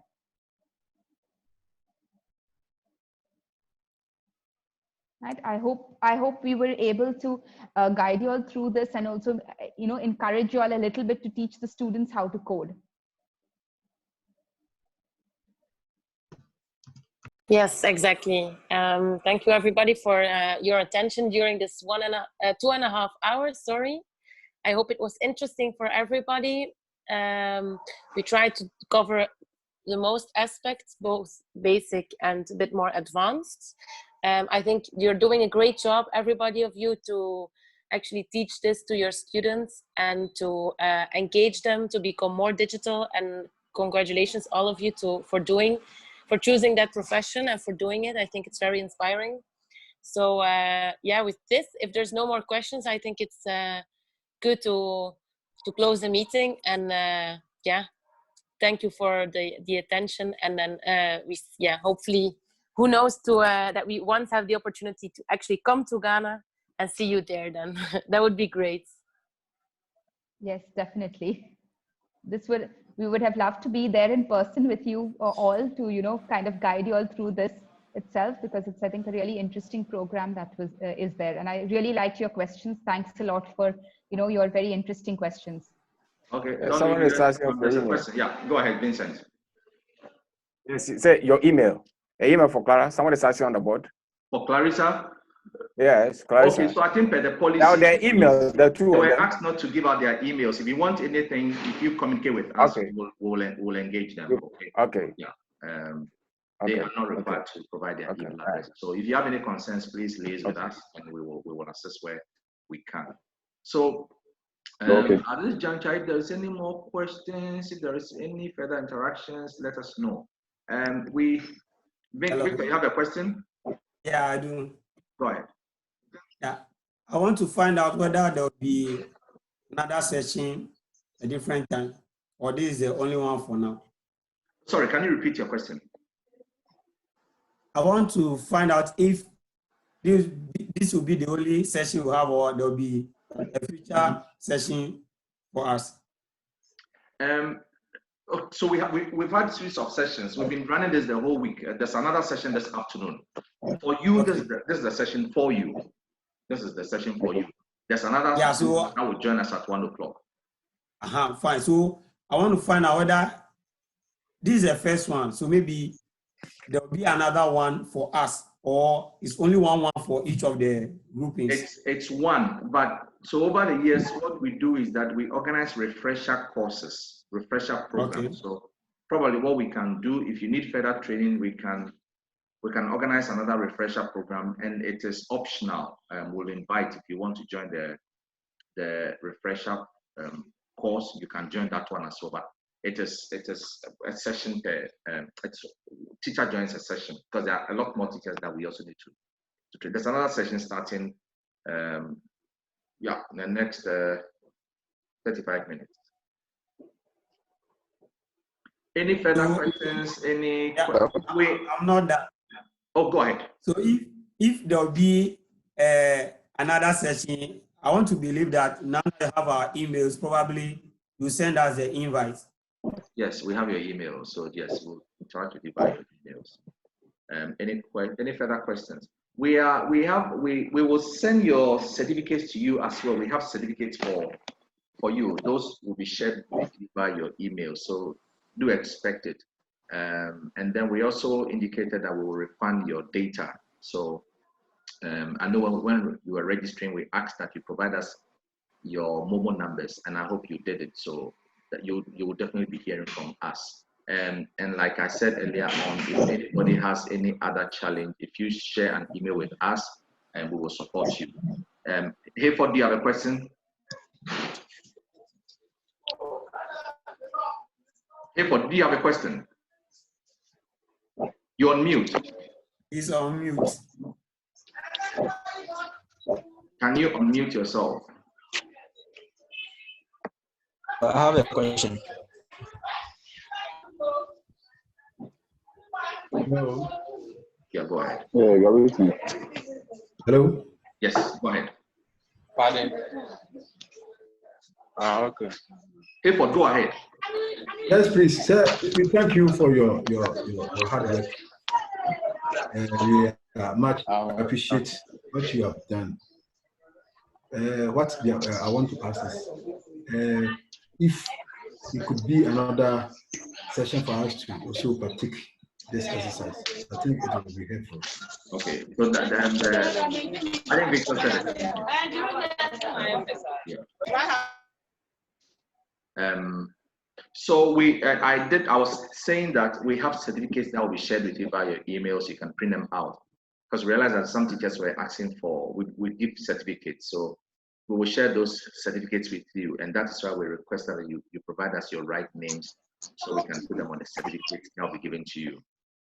Let me also state that we are because of COVID, most of us are home. Schools are not in session. Schools have closed down.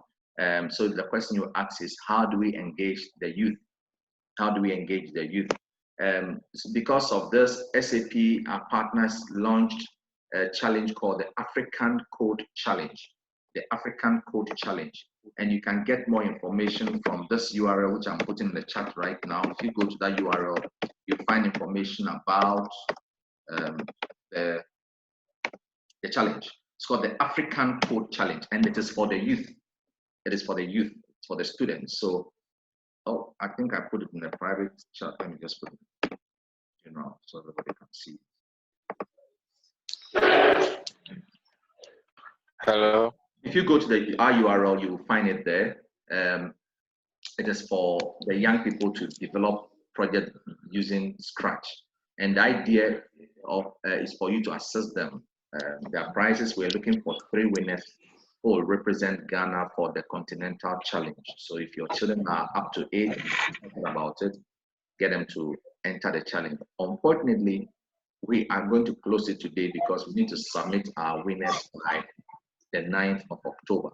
So if you are up to the challenge, you have some time, you can register and submit a project today, and then it will be handled by our judges. And then, of course, this one was for you. Afica was for you teachers. Like I indicated earlier, we do this physically, but because of COVID, we are doing it virtually, and we are happy that a lot of you guys are joining from various countries. That for us is good. It is a plus. COVID has some positive. That is one of it. Of course, you guys know that coding has also been added to the school curriculum. It is one of the things that we are going to teach our children. So this is why this training is very important. So when we have our sessions with our children, we have the confidence and the knowledge to also teach them so they can code. What Clarissa and was putting together is something that the children love. If you introduce this to your children, you'll be amazed that they will do amazing, they'll create amazing stuff than what the teacher is able to do, because this was built with a child in mind, and they will be able to create their own animations and create their own projects. Look, as they do this, it opens their mind. It's showing the child how to maneuver and how to create projects. And this is how children learn. Education is changing very fast. We learn through fun, and this is one way of learning. So that is why this afternoon we want to appreciate Clarissa and Laura for spending their time with us. We're really grateful for the session with you. I believe it's been engaging. I'm reading a comment from the teachers, and it's been engaging. The questions that came from them equally showed that they were monitoring, they were following. So we are most grateful for your time.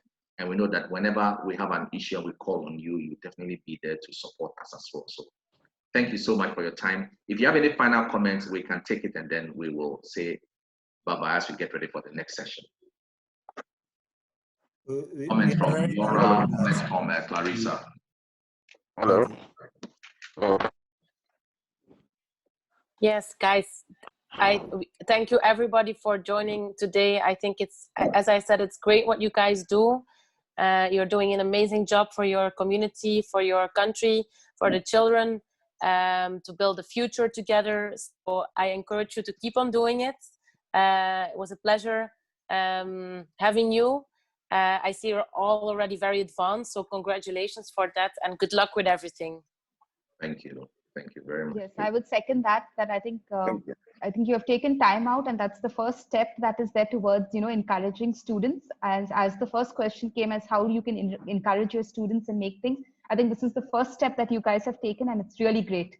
Great to see all of you all here. Mm-hmm. Thank you very much. Thank you. Thank you very much. Thank you. Thank you. Okay, bye. so Good luck. keep the Bye. line Have a good open day. for a few minutes, and if you are free to drop off now. But if you also want to ask further questions, we are on the line. We'll keep the line open for some few minutes, and then we will end the call. But if you have, we can still continue interacting. Hello. Yes, go ahead, Stephen. I wanted to know if we can get the recorded version of this session. It will be shared by your there's a link or email. Okay. Thank you. Hello. Hello. Hello.